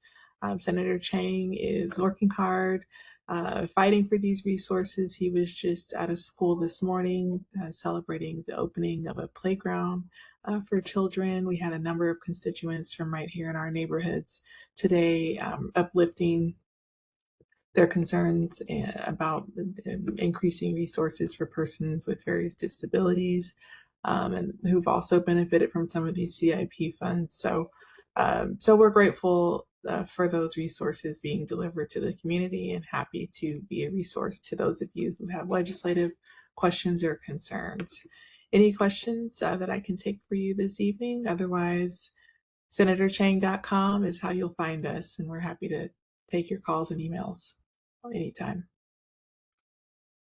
Are there any questions for Senator Stanley Chang?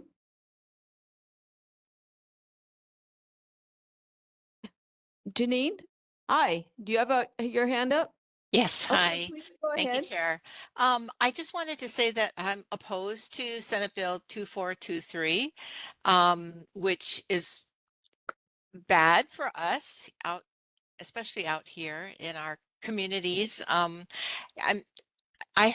did read all the testimony, especially Chair Waters, who was very adamant that the county should have, the right to govern.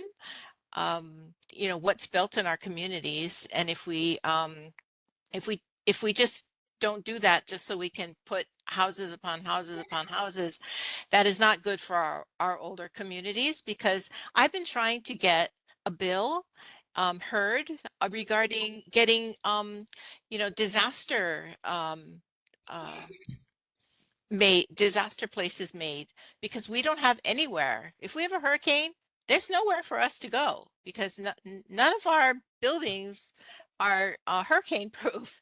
So, and that one bill, I'm trying to get that, and we can't even get that. So if we can work on that, that would save a lot of people if we had a hurricane, versus trying to build houses on top of houses upon houses. You know, in our community, it's not good. If you want to go ahead and do that in a newer community, say way out in Eva, where there's lots of space, you know, I mean, maybe we can try that as a pilot project. But in our communities, that would not be a good thing. And I would have thought he'd know that, because he lives in our community. So, you know, I'm very disappointed in that. Thank you very much. I'm just here trying to look up the bill. Is this a measure relating to zoning? Yes, SB 2423. Okay, got it.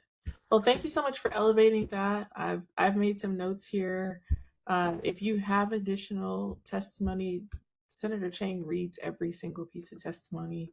Um, if not once, then more than once. And so you are more than welcome to provide some of that additional background.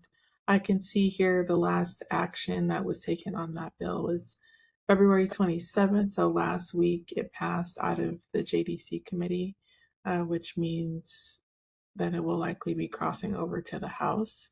So there are still opportunities to weigh in and help shape the outcome of this legislation, and we certainly would invite and encourage you to share and to do so. Thank you. Thanks, Ms. Jones. Any other questions for Senator Stanley Chang? Well, I think you've got your hands full already. That's it for so if you can please, yeah, we hope to see you in April and you know, hear what you know, what you've come up with, what Senator Chang says about those questions. Absolutely. Looking forward to it.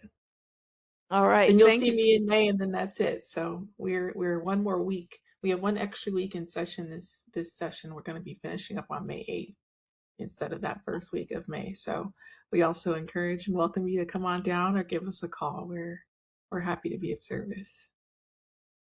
Thank you. And thank Senator Chang for allowing you to participate with our board tonight. Next, I'd like to invite the Representative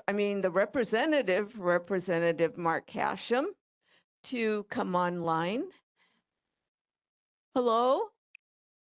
Hi, it's Jane Taylor. Hi. How are you? How are you?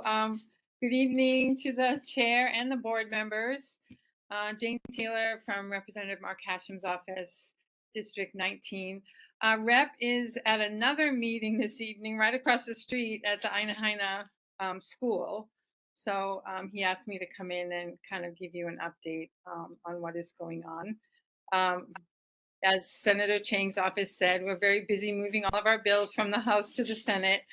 And as the committee head of Water and Land, we have passed out over 60 bills already. And we expect about the same number to be coming over to us from the Senate. So we're very busy.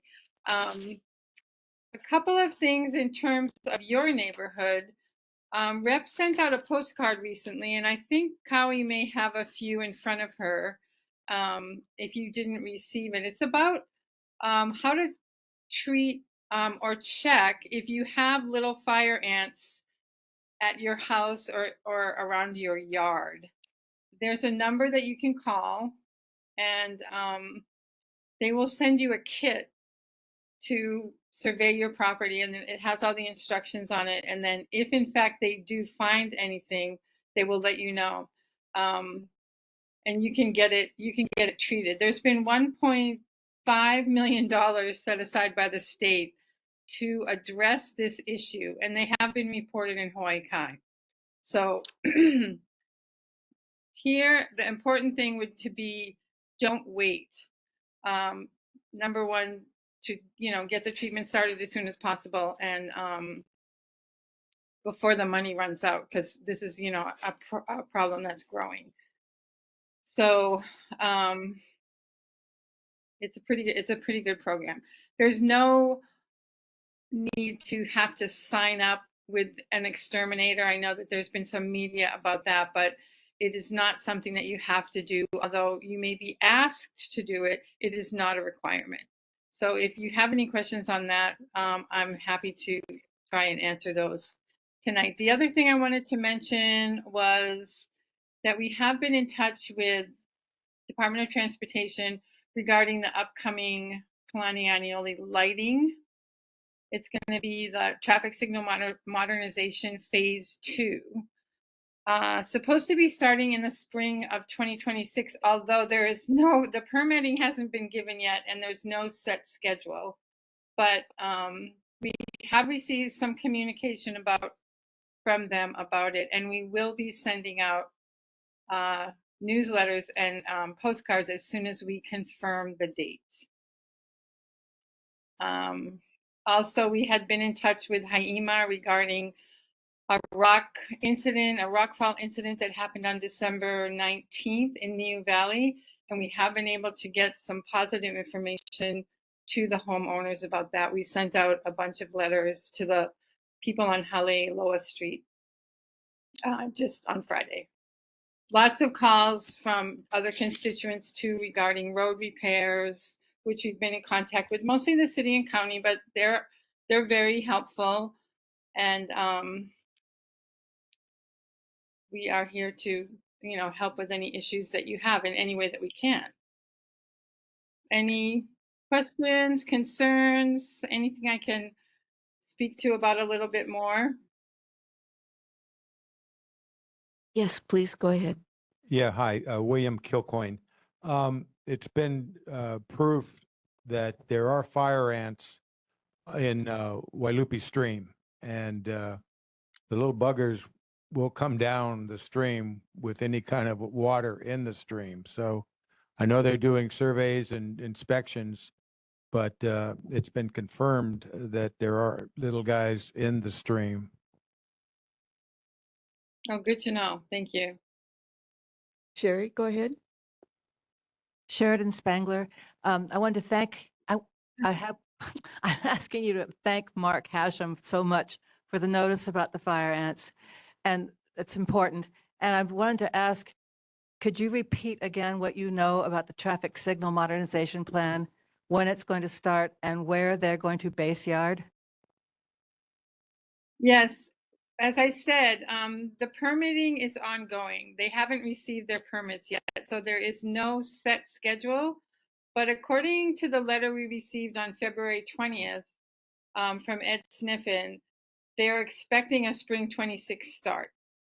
So that's the update. And as much as we know on the start of the project, we did ask them about staging, and we did receive information on 2 parcels, both of which are up by Kalani High School. It won't be near anybody's yard or neighborhood or anything. One of them is a state of Hawaii parcel fronting Kalani High School. The other is a city and county parcel on Kalani Aniole Highway between Kalani and Hawaiian Electric Substation. So that is what we know so far. As I said, the starting date is to be determined. Okay, so you mean next year, right? 2027, not 2026. In the letter we received on February 20th, it said spring of 2026. Oh, okay. Not I think It's right now. yeah, they're probably readjusting their date. Okay, we have a question from Janine. Janine, Okay. go ahead. Hi. Hi, Janine. I did not hear about a rock fall in Niu Valley. Are you sure it's in Niu Valley? Because you said Hale'aloha, and Hale'aloha is in Oh. Kuli'ou'ou. I'm sorry. It is Haliloa. I don't know why I thought it was Niu. I have Okay. it. Thank you. Because I'm like, Yes. I live in Niu. I would have heard about that. So thank you. It's in Right. Kuli'ou'ou. It's in Thanks. Kuli'ou'ou. My apologies. Okay. Let me just, yeah, I'm going to check back on that because I have the letter right here. Good. Yes. Any other concerns or questions? Yes. Yes. Back months in gear. I just wanted to thank Rep. Hashem for supporting HB 1875, which is related to healthcare. His vote protected doctors who offer gender affirming care and reproductive care. And so with a shortage of doctors in the state, it'll just help make sure that we keep wonderful professionals here to help everyone. So thank you. Thank you. Oh, thank you. Thank you for that. I'll pass that along. That I think that came up in the Judiciary Committee recently. Thank you. Hi, Jane. Stephanie Spangler, Oh, my golf course community. Nice to see you. hi. Thank you to Mark for getting us some information, as every department head we wrote to over the past half year has never responded to us. So many mahalos. Right. Many mahalos to Mark. That's what I'm saying. Now, I have a question to ask of Mark or you or anybody.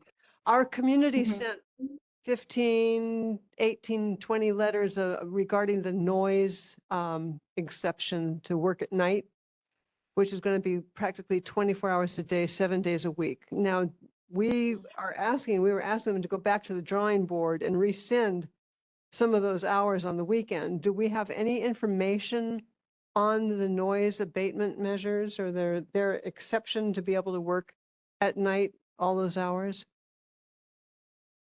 Is this in regard to the modernization of the traffic lights? Yeah, Yes. traffic modernization, Okay. traffic signals. We have not received any information on that as far as what hours they will be working on. I'll make a note to make that the next question that we ask, though. Appreciate it. Thank you. Okay, thank you everyone for the comments and questions to Jane. Okay, one more from Sister Sherry. Yeah, Sheridan Spangler. Could you could you email the letter that Ed Sniffen sent to you to the commission, and that we could access it on the commission? Yeah. Let me check when I get back to the office tomorrow and find out about that. We haven't received any specific timelines, but yeah. And I think Because, there are all kinds of notices they're supposed to do before they even start a project. They haven't done any of them, not one. Supposed to go in the paper, supposed to put special notices, none of them. Right. I've been Well, following this I mean, I think it's a very optimistic time frame here, seeing as they haven't even, received any permitting yet, or they're still undergoing the project is still undergoing permitting. So, okay, wonderful. I mean, maybe the start to them is getting out the notices and things like that, but we will certainly be on top of it and let you know what's going on as much as we know. Thank you. Thank you. Any other questions? Before I let Jane off the hook. Jane, it's a lot of stuff for you to try to find out more about, but we really appreciate you letting us know what you know. Right, no problem. And we're happy to work on it. We have a little time right now, so we'll get back to you. Thank you. Yeah, thank you. Bye-bye. Bye-bye. Okay, I don't think we have Hawaii Department of Transportation on today, so I'd like to go ahead with our presentations, and thank you to our presenters for their patience. First, Micah Kihawa. Micah, are you online?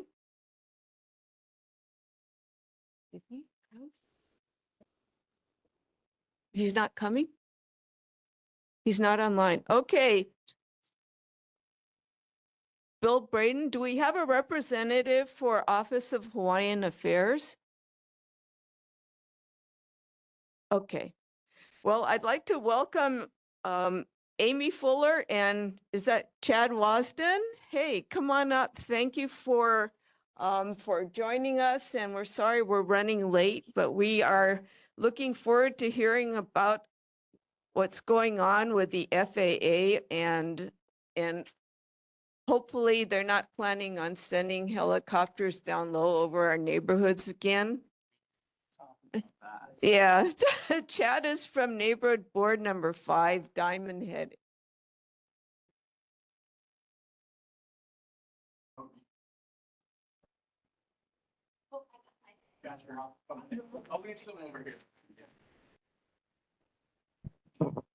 All right. Good evening, everybody. I just want to thank Amy for coming out. I wasn't sure if I was going to get off work on time, but she's been a wonderful support. She's been to a bunch of the neighborhood boards around to kind of get everyone aware of this issue. I think I heard this gentleman earlier talking about the airplane, specifically what's getting you at your house. We know that one. Yeah. Yeah, we know that one. Healthcare provider. Yeah, I feel you. Yeah. Oh, forgive me. That is mine.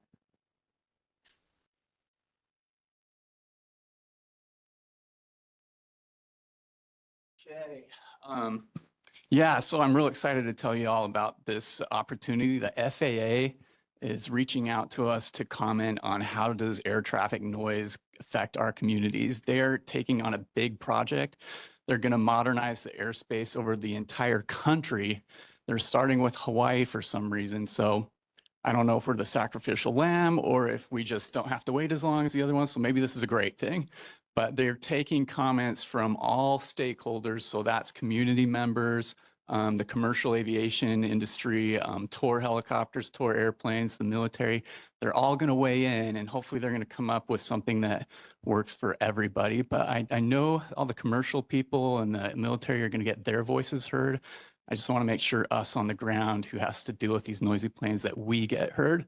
So that's what we want to talk about with you guys tonight, what some of the common flight paths that are kind of keeping people up at night and causing problems. So, okay, next slide, please.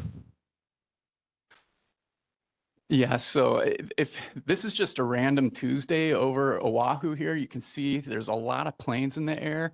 I got all this from a little free app you all can download. I'll show it to you a little later. It's called Flight Aware. Really fun to play with. When you're like on the ground and something just goes roaring overhead, you can pull open your app, click on the plane. It'll tell you where it's coming from, where it's going, all that stuff. So this is just a random Tuesday. Let's zoom out one slide. Okay, so you zoom out just a little bit. That's the island chain. You kind of can't even see it. There's so many flights overhead. Let's go out one more. Okay, so that's the island chain there in the bottom left corner. You kind of can't even see it. It almost looks to me like we're under attack from all these airplanes. There's a lot of planes in the air. Anyway, next slide, Amy.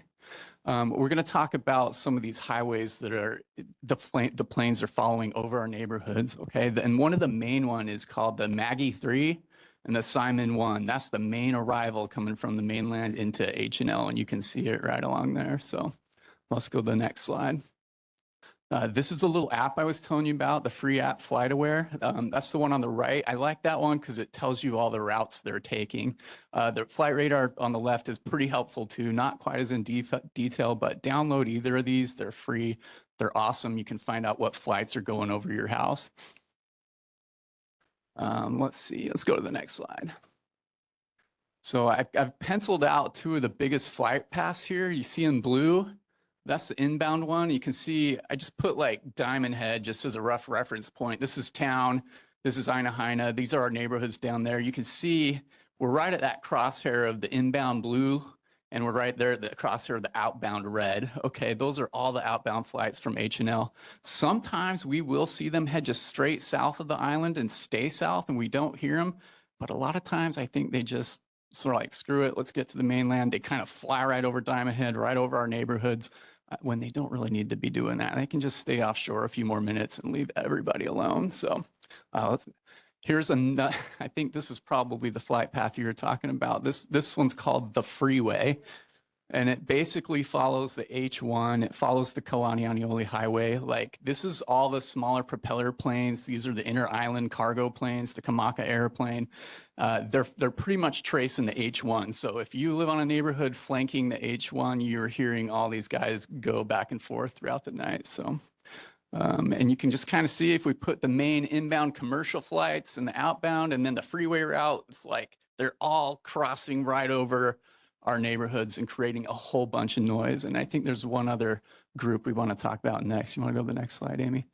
So just for fun, in purple, I traced the Tor helicopters and the Tor airplanes that are just kind of swarming the coast. They're swarming Diamond Head. If you live near anything that's cool to see from the air, they're going to be over your house.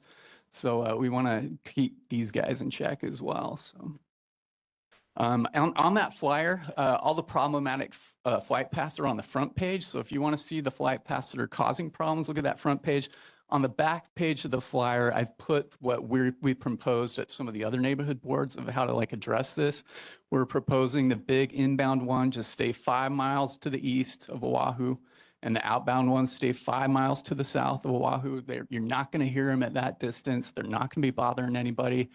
Maybe if you're a whale out in the water, you'd be like, I'm tired of these planes, but there won't be any humans beneath these flight paths if we can get them to stick to that. So those were the major commercial flight paths. The one that might be a little harder, and I'm open to suggestions from anybody about this, is that freeway route that Kamaka Air and all the little propeller planes follow. We do know there's been other airports that have had this problem. They've petitioned the FAA for curfews. So there are some airports you're not allowed to come in during the middle of the night. It's only like a daytime route or whatever. So I'm proposing maybe this route should have a curfew. And on top of that, maybe it should just be the route of last resort. Like, they can fly in on all these other offshore approaches and whatnot, stay offshore. If for whatever reason all those are tied up and maybe one has to come on the freeway route, okay. But we'd like to minimize use of that route, either like last resort or curfew, or maybe a combination of the both. So, but anyway, something I'm actively working on. And yeah. Yeah, it's a 5 minutes instead of a 2 minutes. We're getting close to the end though. So, and then this is what we're proposing for the Tor helicopters, that they stay 2 miles off the coast of any coastal community on Oahu. I'm sure the other islands are dealing with these Tor helicopters and airplanes as well, but I think if we can get them to work with us on that, we'll get a lot of peace and quiet over our neighborhoods again. So just like we were talking before when I opened up, they're taking comments not just from us, but from the commercial operators, the Tor helicopters, the military. There are some people who view it as their job to put more airplanes in the air.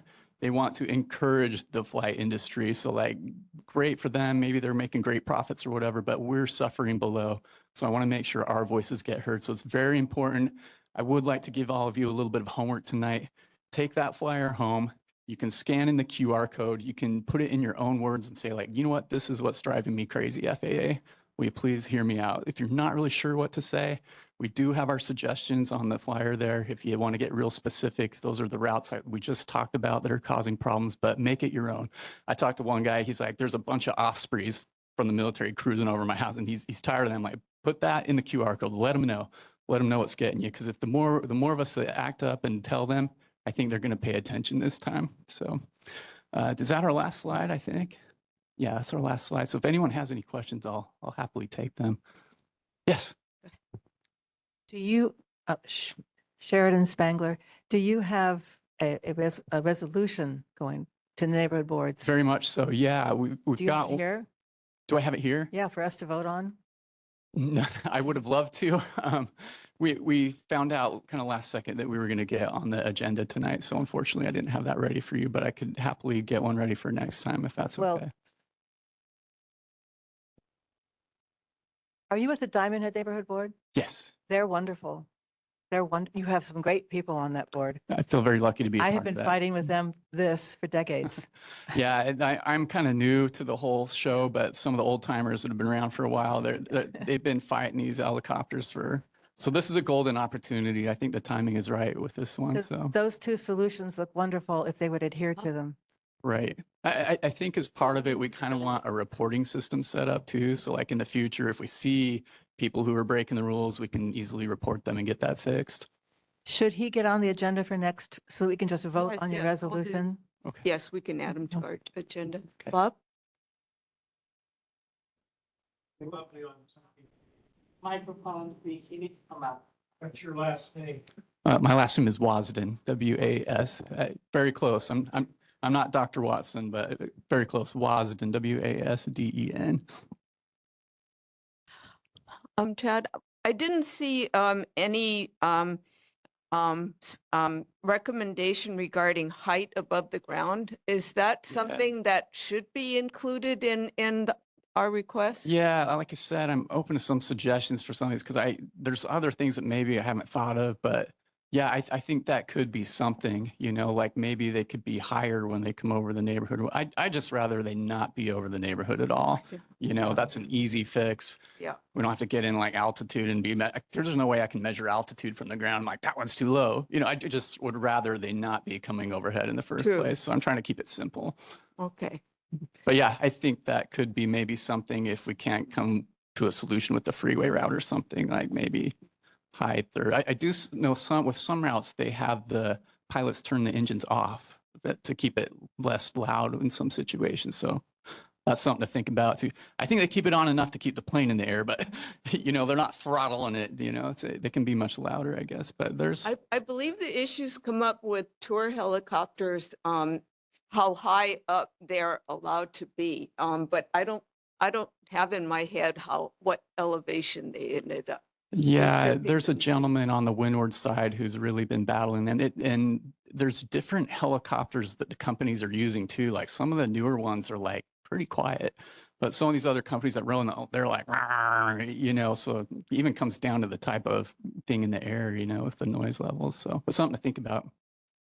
Well, thank you to the Diamond Head Neighborhood Board, you and Amy for putting this together for us, and we'd be happy to support it. So please send us a copy of the resolution so we can all take a look It at sounds it. good. Yeah, and I'll try and tailor it specific to your guys' neighborhood, but I think these are pretty much the same routes we're dealing with too over by Diamond Head. So Thank you. Are there any you. questions for Chad and Amy?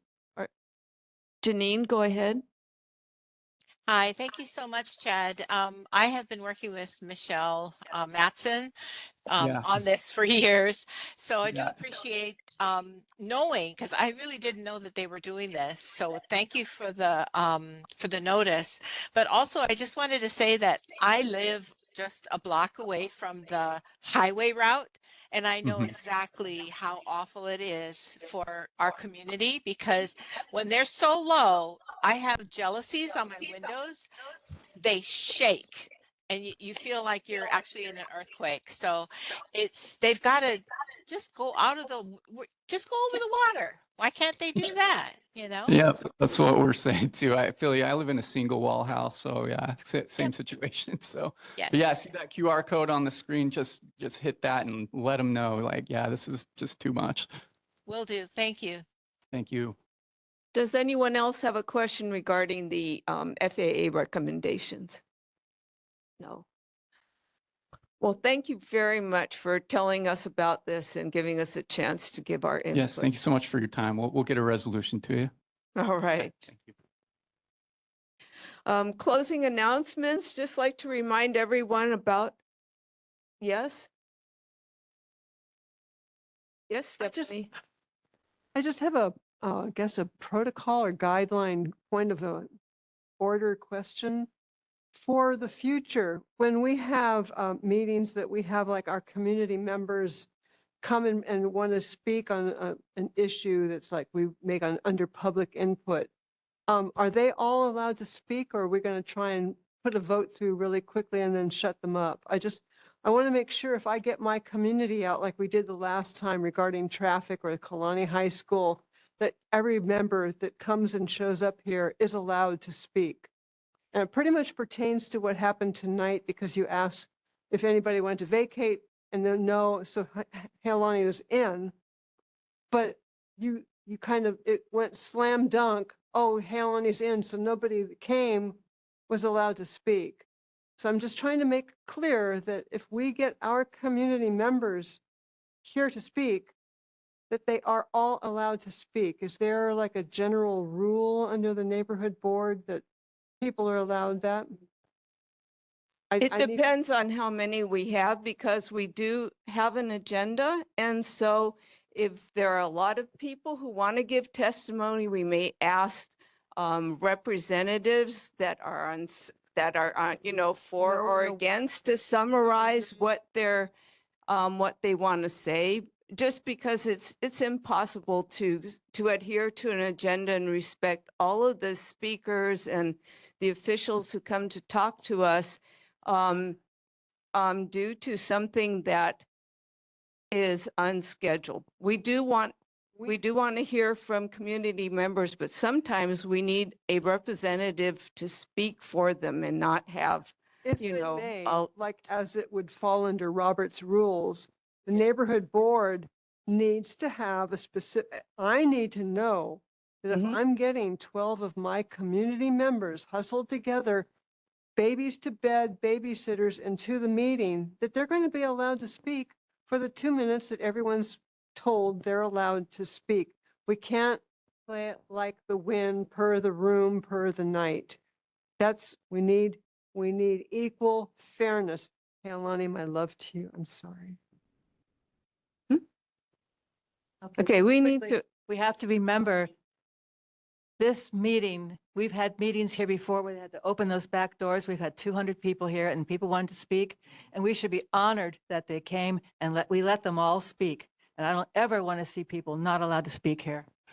we have to keep in mind that we have our media person here for 2 hours. We have this room for 2 hours. We are bound by contract. Point of order. Point of order. I want to say that What is your point of order? my point of order is that Robert's Rules of Orders was not followed tonight. You're supposed to close discussion and ask if discussion is done before you take a vote. And that wasn't done. And also we need some trauma-informed facilitation of this meeting. I've been traumatized this month. I'm going through grief. And yet I was yelled at by a member of this board. And my concerns were minimized. So we need some trauma-informed training for this board. Mahalo. Okay, we need to wrap up this meeting. I wanted, as I was trying to say, we have a closing announcement inviting everyone to attend the Mayor's Town Hall on May 21st, which will be at the Alawai Golf Course Clubhouse. Our next meeting will be on April 1st in the same place.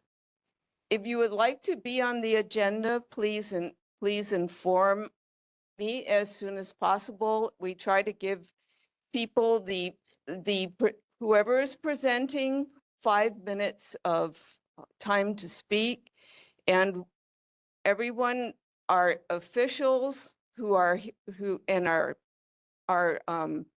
emergency responders and board business deserves the time that is allotted. And so please let me know if you have something that you want to bring up and approximately how much time you think you need, and we'll see if we can work around that. I want to thank you all for being here and appreciate your patience. This meeting is now adjourned.